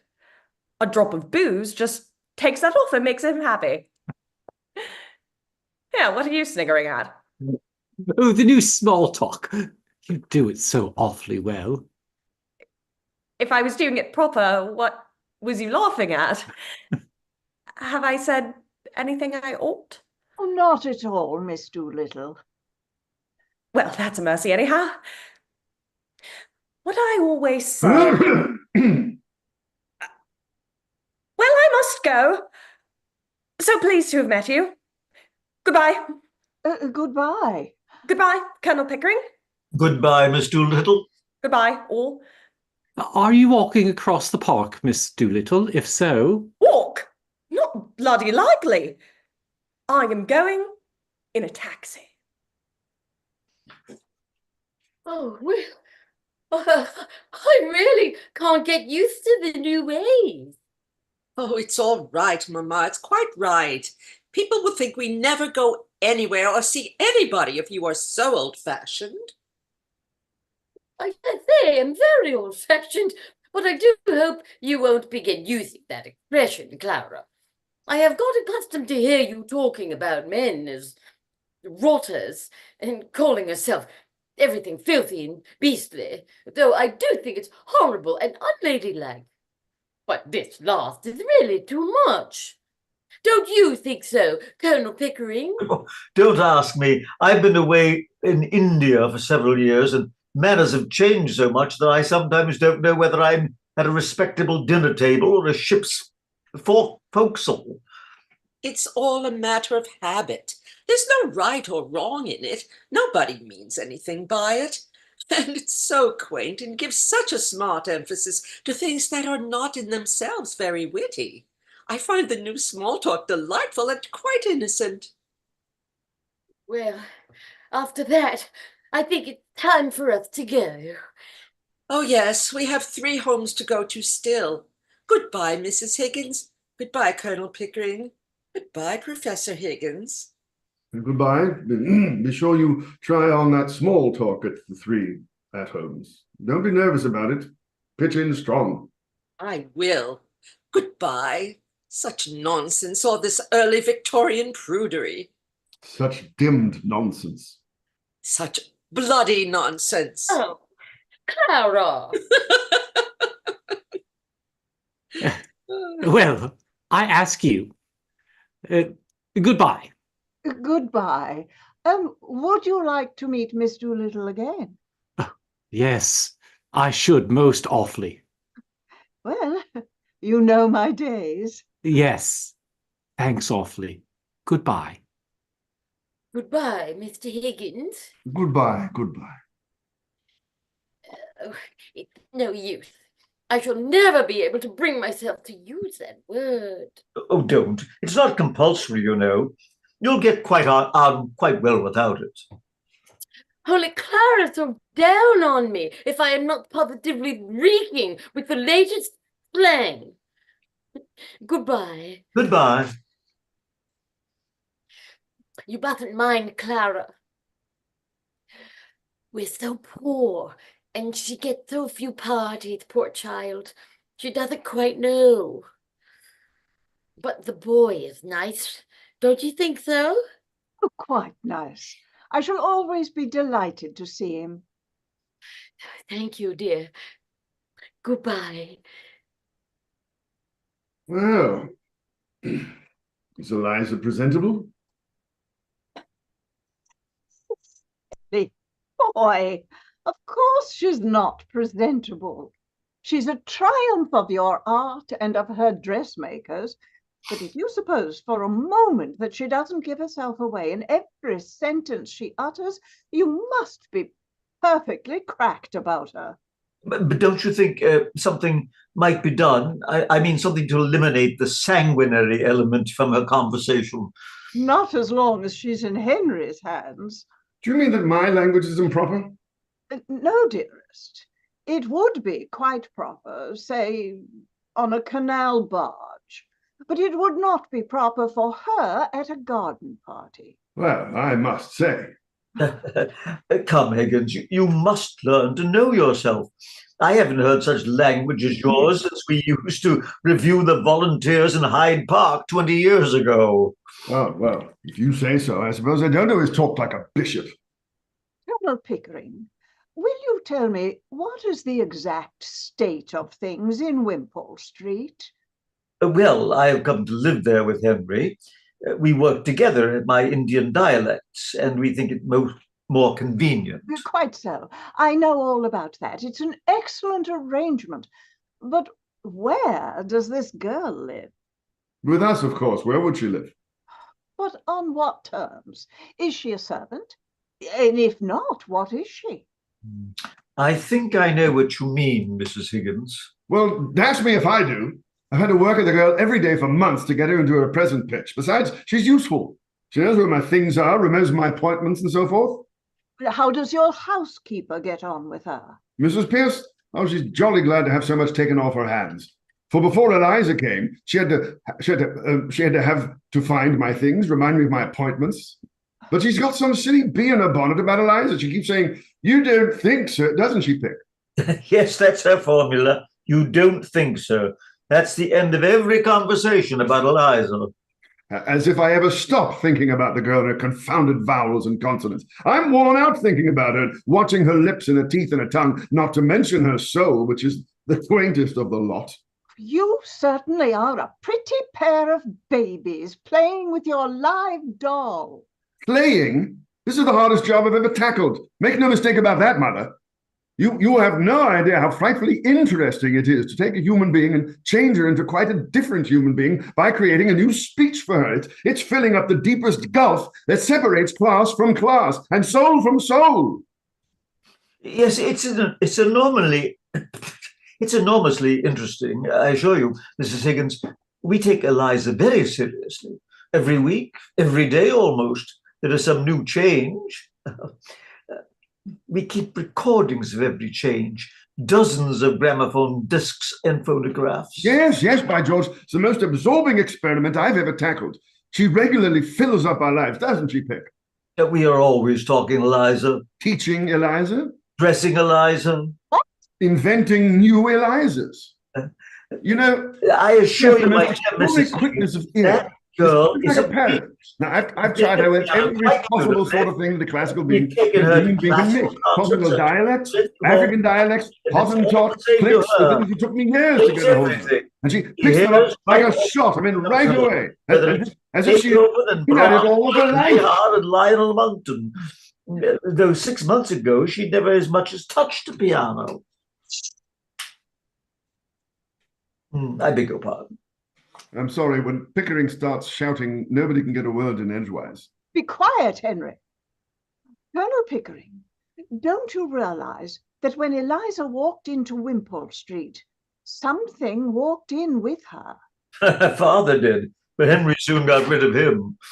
It would have been more to the point if her mother had. But as her mother didn't, something else did. But what? A problem. Oh, I see. The problem of how to pass it off as a lady. I'll solve that problem. I've half solved it already. No, you two infinitely stupid male creatures. The problem of what is to be done with her afterwards. I don't see anything in that. She can go her own way with all the advantages I've given her. The advantages of that poor woman who was here just now? The manners and habits that disqualify a fine lady from earning her own living without giving her a fine lady's income? Is that what you mean? Oh, that would be all right, Mrs. Higgins. We'll find her some light employment. She's happy enough. Don't you worry about her. Goodbye. Anyhow, there's no good bothering her now. The thing's done. Goodbye, Mother. There are plenty of openings. We'll do what's right. Goodbye. Let's take her to a Shakespeare exhibit at Earl's Court. Oh, yes, let's her. Her remarks will be delicious. She'll mimic all the people for us when we get home. Ripping.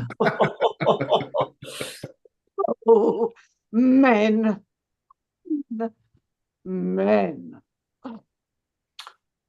Act 4.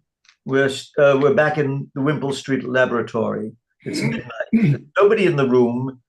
The clock on the mantelpiece strikes 12. The fire is not alight. It is a summer night. Presently, Higgins and Pickering are heard on the stairs. I say, Pick, lock up, will you? I shan't be going out again. Right. Can Mrs. Pierce go to bed? We don't want anything more, do we? No.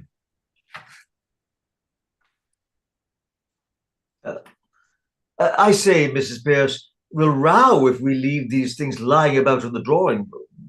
Oh, chuck them over the banisters into the hall. She'll find them in the morning and put them away, all right? She'll think we were drunk. We are slightly. Are there any letters? I didn't look. Donna non vidi mai, simile questo. I wonder where my slippers are. No, they're only circulars. And this coroneted billy do for you. Money lender. Lord, what an evening. What a crew. silly tomfoolery. Ah, there they are they? Well, I feel a bit tired. It's been a long day. A garden party, a dinner party, and the opera. Further, too much, rather too much of a good thing. But you've won your bet, Higgins. Eliza did the trick and something to spare, eh? Thank God it's over. Oh, were you nervous at the garden party? I was. Eliza didn't seem a bit nervous. Oh, she wasn't nervous. I knew she'd be all right. No, it's the strain of putting the job through all these months that has told on me. It was interesting enough at first while we were at the phonetics, but after that I got deadly sick of it. If I hadn't backed myself to do it, I should have chucked the whole thing up 2 months ago. It was silly notion. The whole thing's become a bore. Oh, come. The garden party was frightfully exciting. My heart began beating like anything. Yes, for the first 3 minutes. But when I saw we were going to win, hands down, I felt like a bear in a cage hanging about doing nothing. The dinner was worse. Sitting gorging there for over an hour with nobody but a damned fool of a fashionable woman to talk to. I tell you, Pickering, never again for me. No more artificial duchesses. The whole thing has been simple purgatory. You've never been broken in properly to the social routine.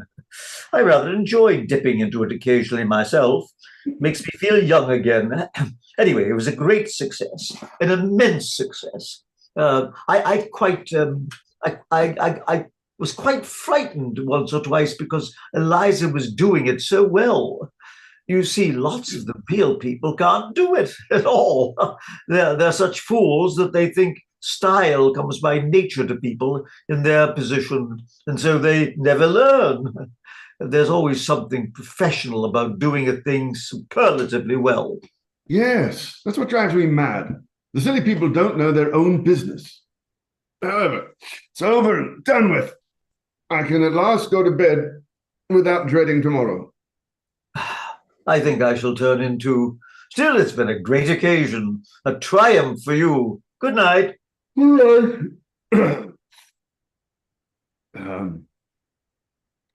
out the lights, Eliza, and tell Mrs. Pierce not to make coffee for me in the morning. I'll take tea.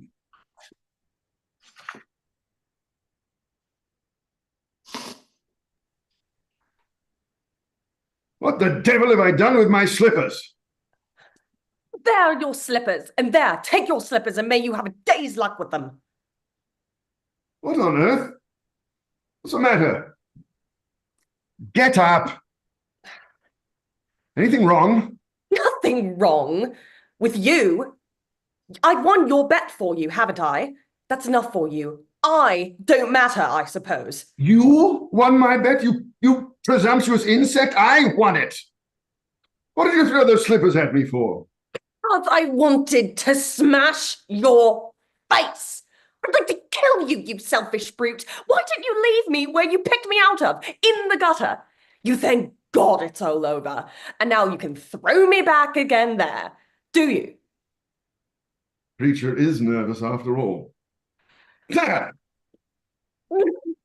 Would you? Claws in, you cat! How dare you show your temper to me now? Sit down and be quiet. There! What's to become of me? What's to become of me? How the devil should I know to become of you? What does it matter what becomes of you? You don't care. I know you don't care. You wouldn't care if I was dead. I'm nothing to you. Not so much as them slippers. Those slippers! Those slippers. I don't think it makes any difference now. Why have you begun going on like this? May I ask whether you complain of your treatment here? No. Has anyone behaved badly to you, Colonel Pickering, Mrs. Pierce, any of the servants? No. I presume you don't pretend that I have treated you badly.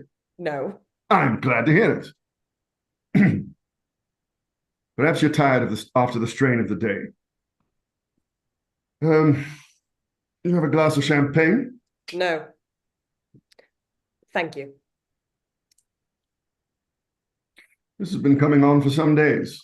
I suppose it was natural for you to be anxious about the garden party, but that's all over now. There's nothing more to worry about. No.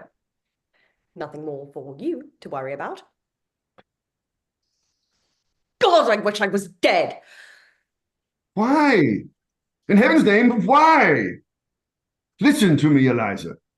All this irritation is purely subjective. I don't understand. I'm too ignorant. It's only imagination, low spirits and nothing else. Nobody is hurting you. Nothing's wrong. Now you go to bed like a good girl and then sleep it off. Have a little cry, say your prayers. That will make you comfortable. I heard your prayers. Thank God it's all over. Well, don't you thank God it's all over? Now that you are free, you can go and do what you like. What am I fit for? What have you left for me? Where am I to go? What am I to do? What is to become of me? Oh, that's what's worrying you. I shouldn't bother about that if I should imagine you won't have much difficulty in settling yourself somewhere or other. Although I hadn't quite realized you were going away. You might marry, you know. You see, Eliza, not all men are confirmed old bachelors like me and the Colonel. Most men are the marrying sort. Poor devils. And you're not bad looking. It's quite a pleasure to look at you sometimes. Not now, of course, because you're crying and look as ugly as the very devil. But when you're all right and quite yourself, you're what I should call attractive. That is, to the people in the marrying line, you understand. Now, just go to bed, have a good night's rest, and then get up and see yourself in the glass, and you won't feel so cheap.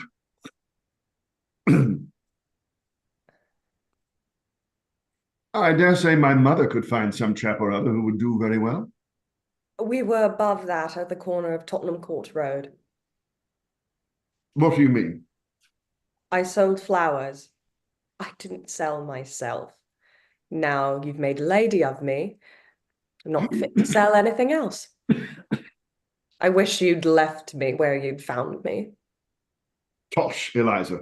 Don't you insult human relations by dragging all this cant about buying and selling into it. You needn't marry the fellow if you don't like him. What else am I to do? Lots of things. What about your old idea of a florist shop?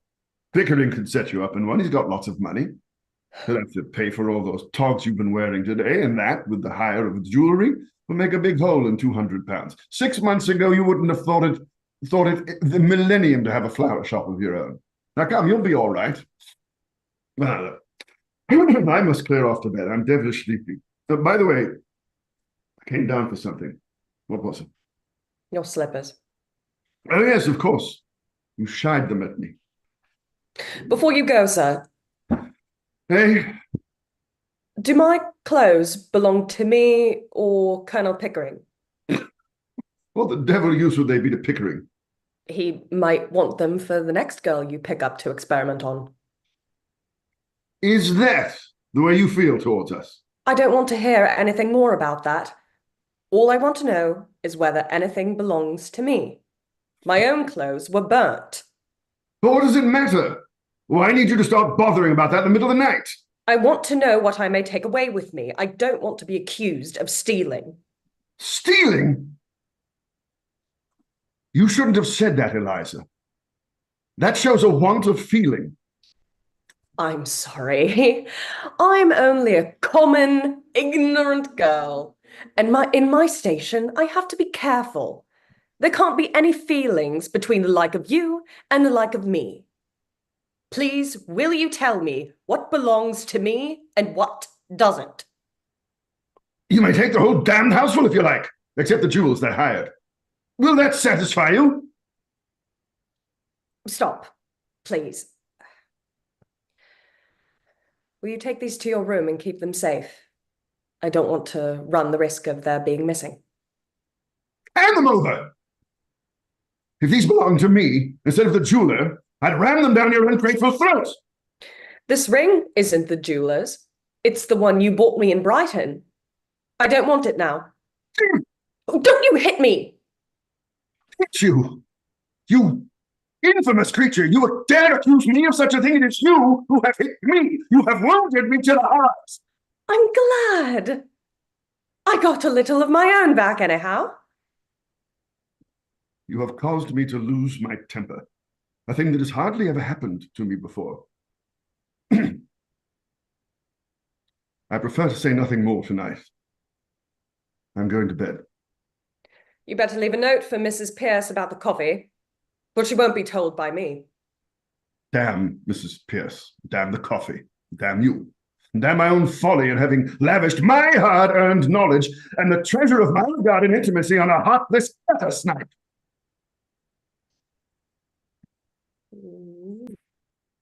And curtain. Nope, can't do that. And curtain. We're now going to Act 5. We're back in Mrs. Higgins' drawing room, and she is at her writing table as before. The parlor maid comes in.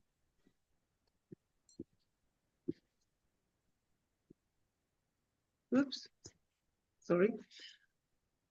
Mr. Henry, ma'am, is downstairs with Colonel Pickering. I'll show them up. They're using the telephone, ma'am. Telephoning to the police, I think.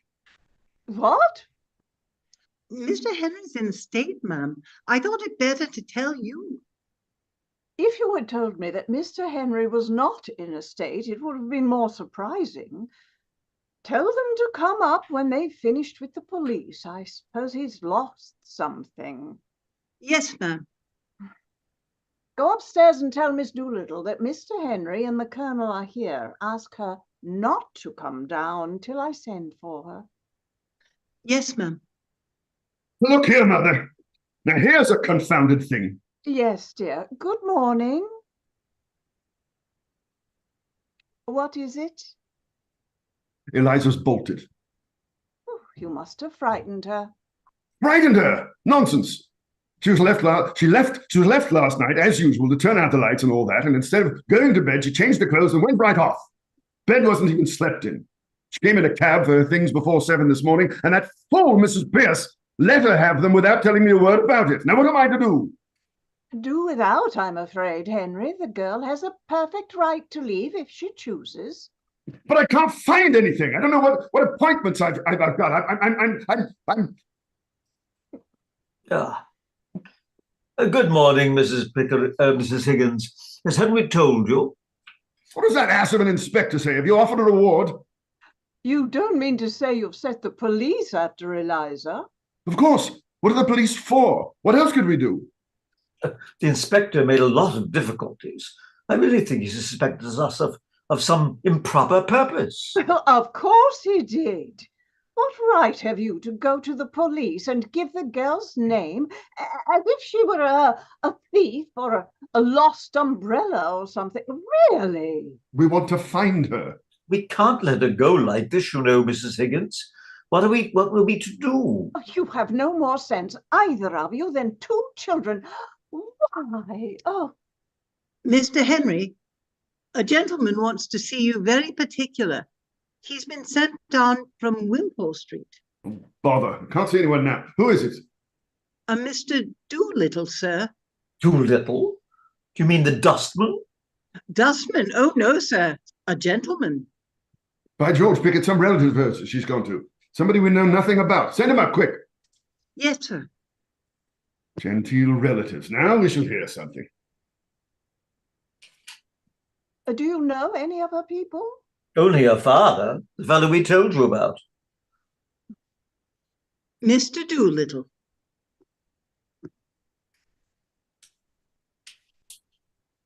Here, do you see this? Do you see what you've done? Done what, man? This, I tell you. Look at it. Look at this hat. Oh, look at this coat. Has Eliza been buying you clothes? Eliza? Not she. Not half. Why would she buy me clothes? Good morning, Mr. Doolittle. Won't you sit down? Asking your pardon, ma'am. I am that full of what has happened to me that I can't think of anything else. What the dickens has happened to you? I shouldn't have minded if it had only happened to me. Anything might happen to anybody and nobody to blame but Providence, as you might say. But this is something that you done to me. Yes, you, Henry Higgins. Have you found Eliza? That's the point. Oh, have you lost her? Yes. Oh, you have all the luck you have. Well, I ain't found her. Tied me up and delivered me into the hands of middle-class morality. You've ruined me, destroyed me happiness. You're raving. You're drunk. You're mad. I gave you £5. After that, I had 2 conversations with you, £0.50 an hour. I've never seen you since. Oh, drunk am I? Mad am I? You tell me this. Did you or did you not write a letter to an old blighter in America that was giving 5 millions to found moral reform societies all over the world and that wanted you to invent a universal language for him? What? Ezra D. Wannerfeller, he's dead. Yes, he's dead and I'm done for.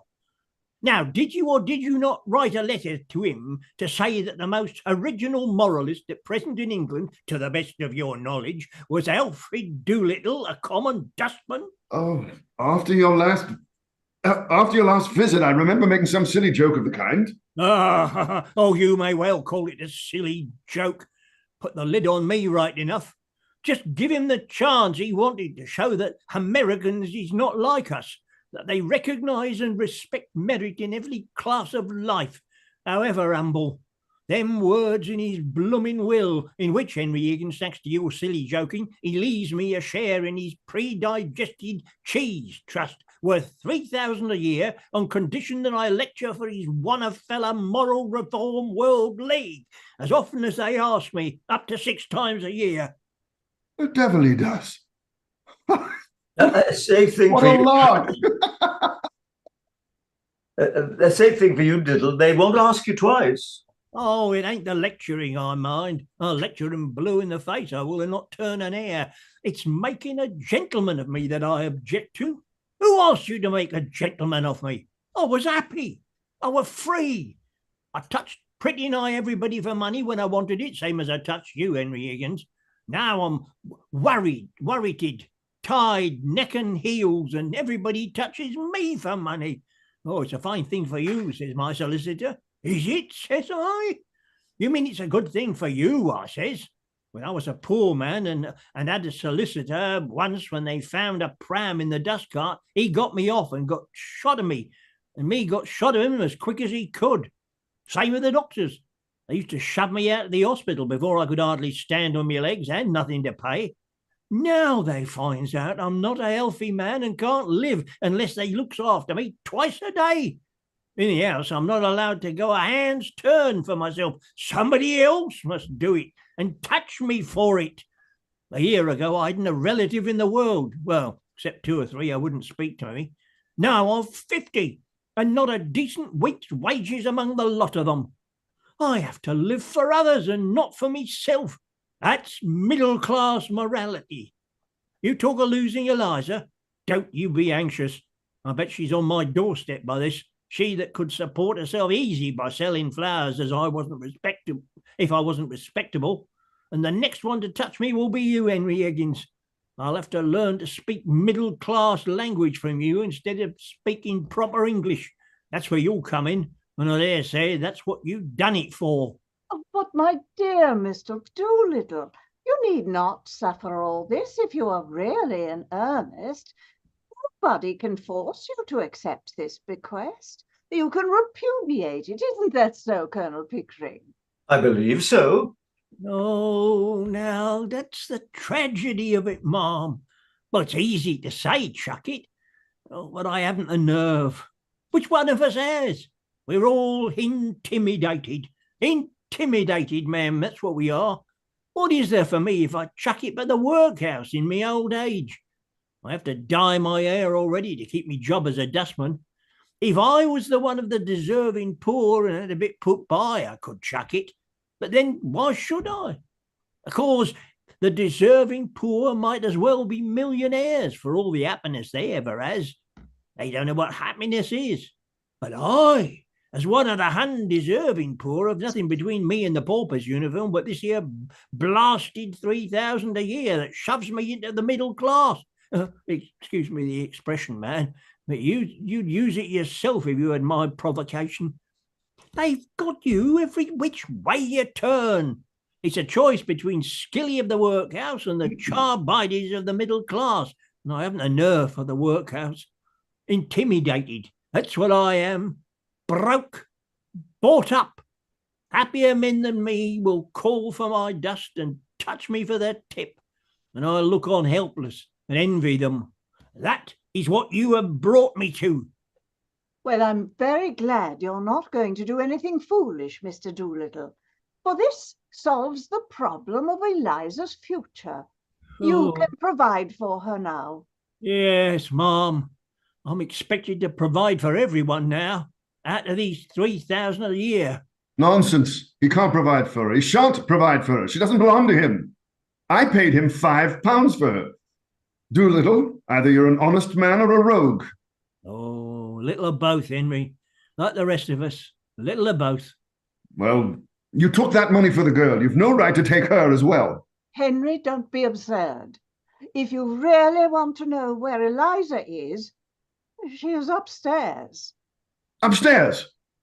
And I shall jolly soon fetch her downstairs. Be quiet, Henry. Sit down. But Sit down, dear, and listen to me. Very well, very well. I think you might have told me this an hour ago. Eliza came to me this morning. She passed the night partly walking about in a rage, partly trying to throw herself into the river and being afraid to, and partly in the Carlton Hotel. She told me of the brutal way you two treated her. What?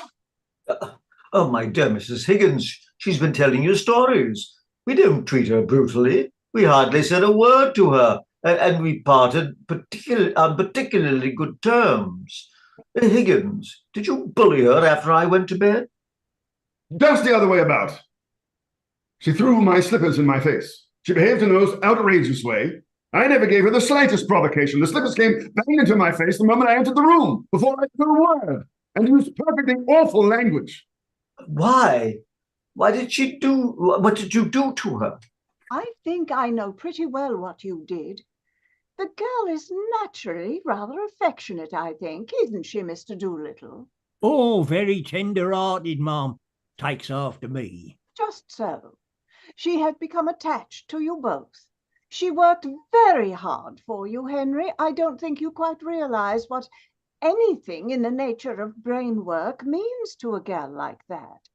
Well, it seems that when the great day of trial came, and she did this wonderful thing for you without making a single mistake, you two sat there and never said a word to her, but talked together of how glad you were that it was all over, and how you'd been bored with the whole thing. And then you were surprised because she threw your slippers at you? Oh, I should have thrown the fire irons at you. We said nothing except that we were tired and wanted to go to bed. Did we, Pick? That was all? Quite sure. Absolutely. Really? That was all? You didn't thank her, or pet her, or admire her, or tell her how splendid she'd been. She knew all about that. We didn't make speeches to her, if that's what you mean. Perhaps we were a little inconsiderate. Is she very angry? Well, I'm afraid she won't go back to Wimpole Street, especially now that Mr. Doolittle is able to keep up the position you have thrust on her. But she says she is quite willing to meet you on friendly terms and to let bygones be bygones. Is she, by George? Oh. If you promise to behave yourself, Henry, I'll ask her to come down. If not, go home, for you have taken up quite enough of my time. All right. Very well. Pick, you behave yourself. Let us put on our best Sunday manners for this creature that we picked out of the mud. Now, Henry Higgins, have some consideration for my feelings as a middle-class man. Remember your promise, Henry. Mr. Doolittle, will you be so good as to step out on the balcony for a moment? I don't want Eliza to have the shock of your news until she's made it up with these two gentlemen. Would you mind? Oh, as you wish, lady. Anything to help Henry to keep her off my hands. Ask Miss Doolittle to come down, please. Yes, ma'am. Now, Henry, be good. I am behaving myself perfectly. He is doing his best, Mrs. Higgins. Henry, dearest, you don't look at all nice in that attitude. I was not trying to look nice, Mother. It doesn't matter, dear. I only wanted to make you speak. Why? Because you can't speak and whistle at the same time. What the devil is that girl? Are we to wait here all day? How do you do, Professor Higgins? Are you quite well? Am I? But of course you are. You are never ill. So glad to see you again, Colonel Pickering. Quite chilly this morning, isn't it? Don't you dare try this game on me. I taught it to you, and it doesn't take me in. Now, get up and come home. Don't be a fool. Very nicely put indeed, Henry. No woman could resist such an invitation.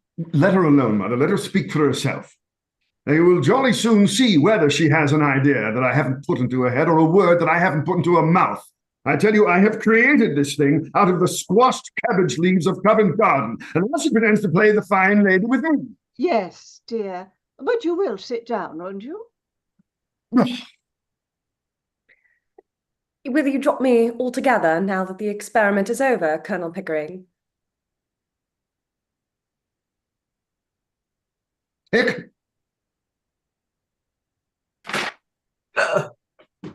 Don't. You mustn't think of it as an experiment. It shocks me somehow. Oh, I'm only a squashed cabbage leaf. Oh, no. But I owe so much to you that I should be very unhappy if you forgot me. Oh, it's very kind of you to say so, Miss Doolittle. It's not because you paid for my dresses. I know you are generous to everybody with money.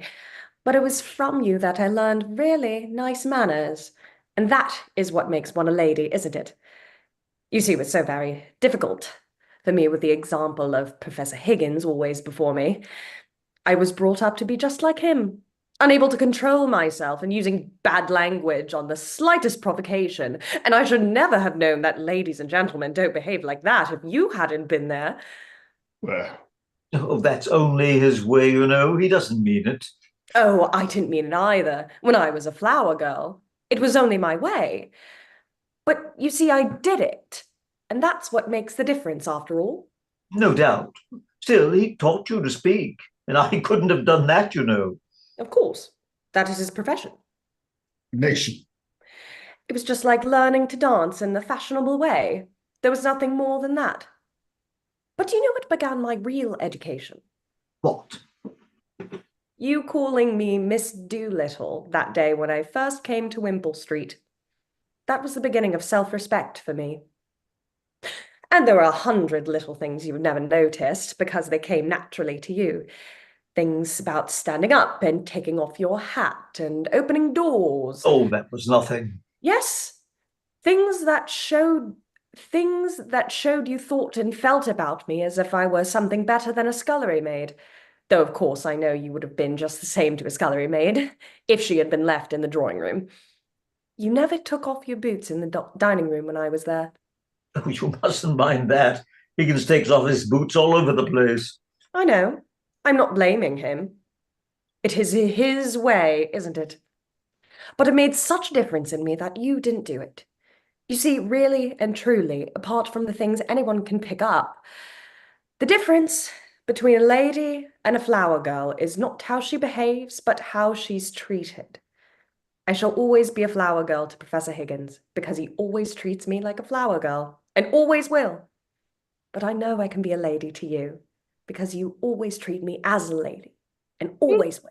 Don't grind your teeth, Henry. Well, this is really very nice of you, Miss Doolittle. I should like you to call me Eliza now, if you would. Thank you, Eliza. Of course. And I should like Professor Higgins to call me Miss Doolittle. Be damned first. Henry. Oh, why don't you slang back at him? Don't stand it. Would do him a bit of good. I can't. I could have done it once, but now I can't go back to it. Last night when I was wandering about, a girl spoke to me, and I tried to get back into the old way with her, but it was no use. You told me, you know, that when a child is brought to a foreign country, it picks up the language in a few weeks and forgets its own. Well, I am a child in your country. I have forgotten my own language and can speak nothing but yours. That's the real break off with the corner of Tottenham Court Road. Leaving Wimpole Street finishes it. Oh, but you're coming back to Wimple Street, aren't you? You'll forgive Higgins. Forgive? Will she, by George? Let her go. Let her find out how she can get on without us. She will relapse into the gutter in 3 weeks without me at her elbow. He's incorrigible. Eliza, won't you relapse? Won't you relapse? Will you? You won't relapse, will you? No, not now. Never again. I have learnt my lesson. I don't believe I could utter one of the old sounds if I tried. Oh, oh, oh! Ha ha ha ha ha! Just so! Ow! Ow! Oh, ow! Oh, gone! Victory! Victory! Oh, can you blame the girl? Oh, don't look at me like that, Eliza. It ain't my fault. I come into money. You could have touched a millionaire this time, Dad. Oh, I have. But I'm dressed something special today. I'm going to St. George's, Hanover Square. Your stepmother's going to marry me. You're going to let yourself down to marry that low common woman? He ought to, Eliza. Why has she changed your mind? Intimidated, Governor. Intimidated. Middle-class morality claims its victim. I want you to put on your hat, Liza, and come and see me turned off. If the Colonel says I must, I'll demean myself and get insulted for my pains, like enough. Oh, don't you be afraid. She never comes to words with anyone now, poor woman. Respectability has broken all the spirit out of her. Be kind to them, Eliza. Make the best of it. Oh, well, just to show there's no ill feeling. I'll be back in a moment. Colonel Pickering, I feel uncommon nervous about the ceremony, Colonel. I wish you'd come and see me through it. But you've been through it before, man. You were married to Eliza's mother. Oh, who told you that, Colonel? Well, nobody told me. But I concluded naturally that... No, that ain't the natural way, Colonel. That's only the middle-class way. My way was always the undeserving way. Oh, yeah, but don't say nothing to Eliza. She don't know. I always had a delicacy about telling her. No, quite right.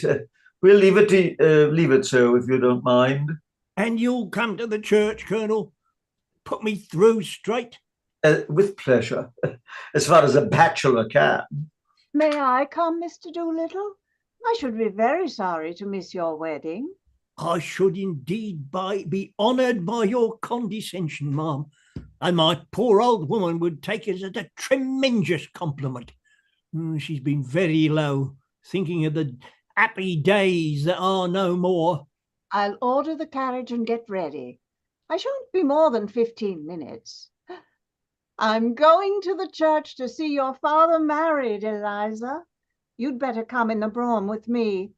Colonel Pickering can go on with the bridegroom. Bridegroom? Oh, what a word! Makes a man realise his position somehow. Before I go, Eliza, do forgive him and come back to us. I don't think Papa would allow me. Would you, Dad? They played you off very cunning, Eliza, them two sportsmen. If it had been only one of them, you could have nailed him. But you see, there was two, and one of them chaperoned the other, as you might say. It was artful of you, Colonel. Oh, but I bear no malice. I should have done the same myself. I've been the victim of one woman after another all my life, and I don't grudge you two getting the better of Eliza. I shan't interfere.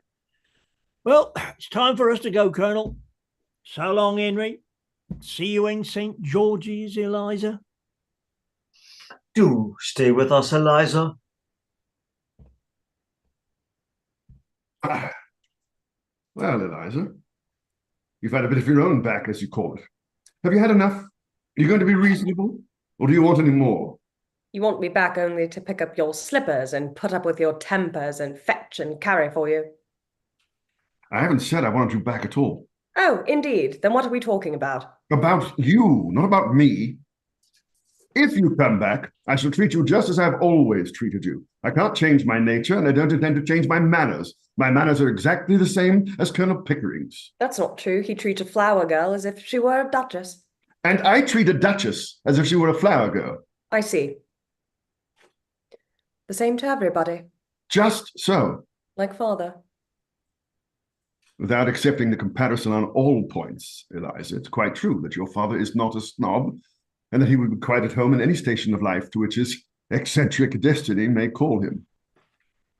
The great secret, Eliza, is not having bad manners or good manners or any other particular sort of manners, but having the same manner for all human souls. In short, behaving as if you were in heaven, where there are no third-class carriages, and one soul is as good as another. Amen. You were born a preacher. The question is not whether I treat you rudely, but whether you have ever heard me treat anyone else better. I don't care how you treat me. I don't mind you swearing at me. I don't mind a black eye. I've had one before, but I won't be passed over.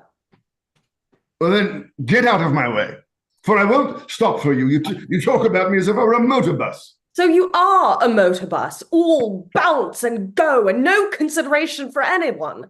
But I can do without you. Don't think I can't. I know you can. I told you you could. I know you did, you brute. You wanted to get rid of me. Liar. Thank you. You've never asked yourself, I suppose, whether I could do without you. Don't you try to get round me. You'll have to do without me. I can do without anybody. I have my own soul, my own spark of divine fire, but I shall miss you, Eliza. I've learned something from your idiotic notions. I confess that humbly and gratefully. And I have grown accustomed to your voice and appearance. I like them, rather. Well, you have both of them in your gramophone and your book of photographs. When you feel lonely without me, you can turn the machines on. It's got no feelings to hurt. I can't turn your soul on. Leave me those feelings, and you can take away the voice and the face. They're not you. Oh, you are a devil.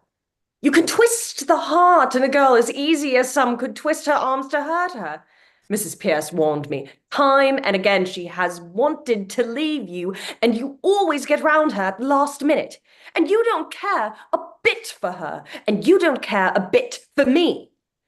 I care for life, for humanity, and you are a part of it that has come my way and been built into my house. What more can you or anyone ask? I won't care for anybody that does not care for me. Commercial principles, Eliza, like stealing varnets, innit? Don't sneer at me. It's mean to sneer at me. I have never sneered in my life. Sneering doesn't become either the human face or the human soul. I am expressing my righteous contempt for commercialism. I don't and won't trade in affection. You call me a brute because you couldn't buy a claim on me by fetching my slippers and finding my spectacles. You're a fool. I think a woman fetching a man's slippers is a disgusting sight. Did I ever fetch your slippers? I think a good deal more of you for throwing them in my face. No use slaving for me and then saying you want to be cared for. Who cares for a slave? If you come back for the sake of good fellowship, for you'll get nothing else. You've had 1,000 times as much of me as I've had of you. And if you dare to set up your little dog's trick of fetching and carrying slippers against my creation of a Duchess Eliza, I'll slam the door in your silly face. What did you do it for if you didn't care for me? Because it was my job. You never thought of the trouble it would make for me. What in the world would the world have ever been made of its maker if its maker had been afraid of making trouble? Making life means making trouble. There's only one way of escaping trouble, and that's killing things. Cowards, you notice, are always shrieking to have troublesome people killed. I'm no preacher. I don't notice things like that. I notice that you don't notice me. Eliza, you're an idiot. I waste the trace of my Miltonic mind by spreading them before you. Once for all, understand that I go my way and I do my work without caring tuppence what happens to either of us. I am not intimidated like your father and your stepmother. So you can come back or go to the devil, which you please. What am I to come back for? For the fun of it! That's why I took it on. And you may throw me out tomorrow if I don't do everything you want me to? Yes, and you may walk out tomorrow if I don't do everything you want me to. And live with my stepmother? Yes, or sell flowers. Oh, if only I could go back to my flower basket. If I should be independent of both you and my father and all the world, why did you take my independence for me? Why did I give it up? I'm a slave now for all my fine clothes. Not a bit. I'll adopt you as my daughter and settle money on you if you like. Or would you rather marry Pickering? I wouldn't marry you if you asked me. And you're nearer my age than what he is. Than he is, not than what he is. I'll talk as I like. You're not my teacher now. I don't suppose Pickering would, though. He's as a confirmed old bachelor as I am. That's not what I want. And don't you think it? I've always had chaps enough wanting me that way. Freddie Hill writes to me twice and 3 times a day, sheets and sheets. Well, damn his impudence. He has right if he likes, poor lad. And he does love me. You have no right to encourage him. Every girl has a right to be loved. What, by fools like that? Freddie's not a fool. And if he's weak and poor and wants me, maybe he'd make me happier than my betters that bully me and don't want me. Can he make anything of you? That's the point. Perhaps I could make something of him. But I never thought of us making anything of one another, and you never think of anything else. I only want to be natural. In short, you want me to be as infatuated about you as Freddie, is that it? No, I don't. That's not the sort of feeling I want from you. And don't you be too sure of yourself or of me. I could have been a bad girl if I liked. I've seen more of the same things than you from all your learning. Girls like me can drag gentlemen down to make love to them is easy enough. And they wish each other dead the next minute. Of course they do. Then what in thunder are we quarreling about? Oh, I want a little kindness. I know I'm a common, ignorant girl and you're a buckler and a gentleman, but I'm not dirt under your feet. What I did was not for the dresses and the taxes. I did it because we were pleasant together and I came to care for you. Not to want you to make love to me, but not forgetting the difference between us, but more friendly, like.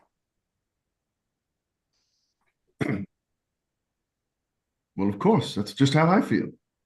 And how Pickering feels. Eliza, you're a fool. That's not a proper answer to give me. Well, it's all you'll get until you stop being a common idiot. Now, if you're going to be a lady, you'll have to give up feeling neglected if the men you know don't spend half their time sniveling over you and the other half giving you black eyes. If you can't stand the coldness of my sort of life and the strain of it, then go back to the gutter. Work until you're more brute than a human being, and then cuddle and squabble and drink till you fall asleep. Oh, it's a fine life, life of the gutter. Oh, it's real, it's warm, it's violent. You can feel it through the thickest skin. You can taste it and smell it without any training or any work. Not like science, literature, classical music, philosophy, art. You find me cold, unfeeling, selfish, don't you? Well, very well. Be off with you. To the sort of people you like. Marry some sentimental hog or other with lots of money and a thick pair of lips to kiss you and a thick pair of boots to kick you with. If you can't appreciate what you've got, you'd better get what you can appreciate. Oh, you are a cruel tyrant. I can't talk to you. You turn everything against me. I'm always in the wrong. But you know very well all the time that you're nothing but a bully. You know I can't go back to the gutter, as you call it, and that I have no real friends in the world but you and the Colonel. You know well I can't bear to live a low common man after you two, and it's wicked and cruel of you to insult me by pretending I could. You think I must go back to Wimpole Street because I have nowhere else to go but father's. But don't be too sure that you have me under your feet to be trampled on and talked down to. I'll marry Freddie. I will. As soon as he's able to support me. Rubbish.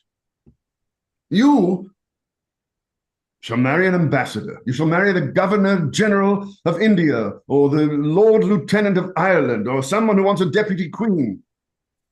I'm not going to have my masterpiece thrown away on Freddie. You think I like you to say that, but I haven't forgot what you said a minute ago, and I won't be coaxed round as if I were a baby or a puppy. If I can't have kindness, I'll have independence. Independence? That's middle-class blasphemy. We're all dependent on one another, every soul of us on earth. I'll let you see whether I'm dependent on you. If you can preach, I can teach. I'll go and be a teacher. What do you teach in heaven's name? What you taught me. I'll teach phonetics. I'll offer myself as an assistant to Professor Napine. What? What? That impostor, that humbug, that toadying ignoramus? Teaching in my methods, my discoveries? You take one step in that direction, I'll wring your neck. Do you hear? Ring away. What do I care? I knew you'd strike me someday. Ah! Now I know how to deal with you. What a fool I was not to think of it before. You can't take away the knowledge you gave me. You said I had a finer ear than you, and I can be civil and kind to people, which is more than you can. That's done you, Henry Higgins. It has. Now I don't care that for your bullying and your big talk. I'll advertise it in the papers that your Duchess is only a flower girl that you taught, and that she'll teach anybody to be a Duchess just the same in 6 months for 1,000 guineas. Oh, when I think of myself crawling under your feet and being trampled on and called names, when all the time I only had to lift up my finger to be as good as you. I could just kick myself. You damned impudent slut, you. But it's better than sniveling. It's better than fetching slippers and finding spectacles, isn't it? By George, Eliza, I said I'd make a woman of you, and I have. I'd like you like this. Yes, you turn round and make it up to me now that I'm not afraid of you and can do without you. Of course I do, you little fool. 5 minutes ago, you were like a millstone around my neck. Now you're a tower of strength, a consort battleship. You and I and Pickering will be 3 old bachelors together instead of only 2 men and a city girl. The carriage is waiting, Eliza. Are you ready? Quite. Is the professor coming? Oh, certainly not. He can't behave himself in church. He makes remarks out loud all the time on the clergyman's pronunciation. Then I shall not see you again, Professor. Goodbye. Goodbye, dear. Goodbye, Mother. Oh, by the way, Eliza, order a ham and a Stilton cheese, will you? And buy me a pair of reindeer gloves, number 8s, and a tie to match that new suit of mine at Eel and Binman's. You can choose the color. Buy them yourself. I'm afraid you've spoilt that girl, Henry. But never mind, dear. I'll buy you the tie and gloves. Oh, no, don't bother. She'll buy them all right enough. Goodbye.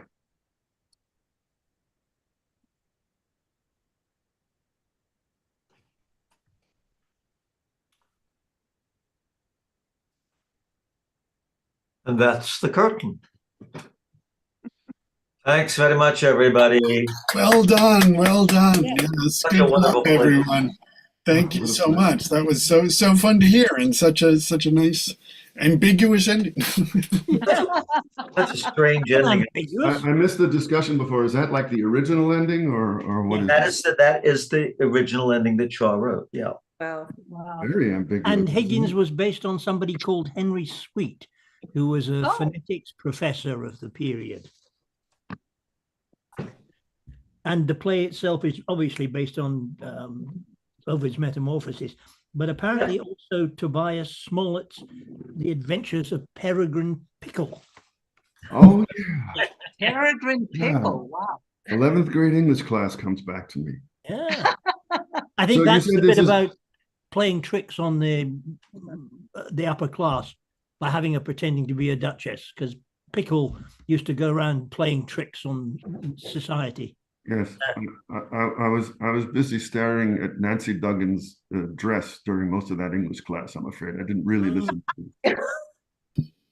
She had this way of crossing her legs and dangling her slip, the sandals, on her bare feet. Yeah. Sorry, we've gotten a bit off topic here. I had a maths teacher like that who came in, took all the adolescent boys, and it was dreadful, very difficult to concentrate. Especially when she would come round and lean over your shoulder and say, "How are you getting on with that?" And you're gulping for air. I got a worse story on my internship. For those of you who don't know, I'm a shrink. There was a very pretty, very seductive psychologist on the staff who worked with the Vietnam vets. Oh, very tough guys.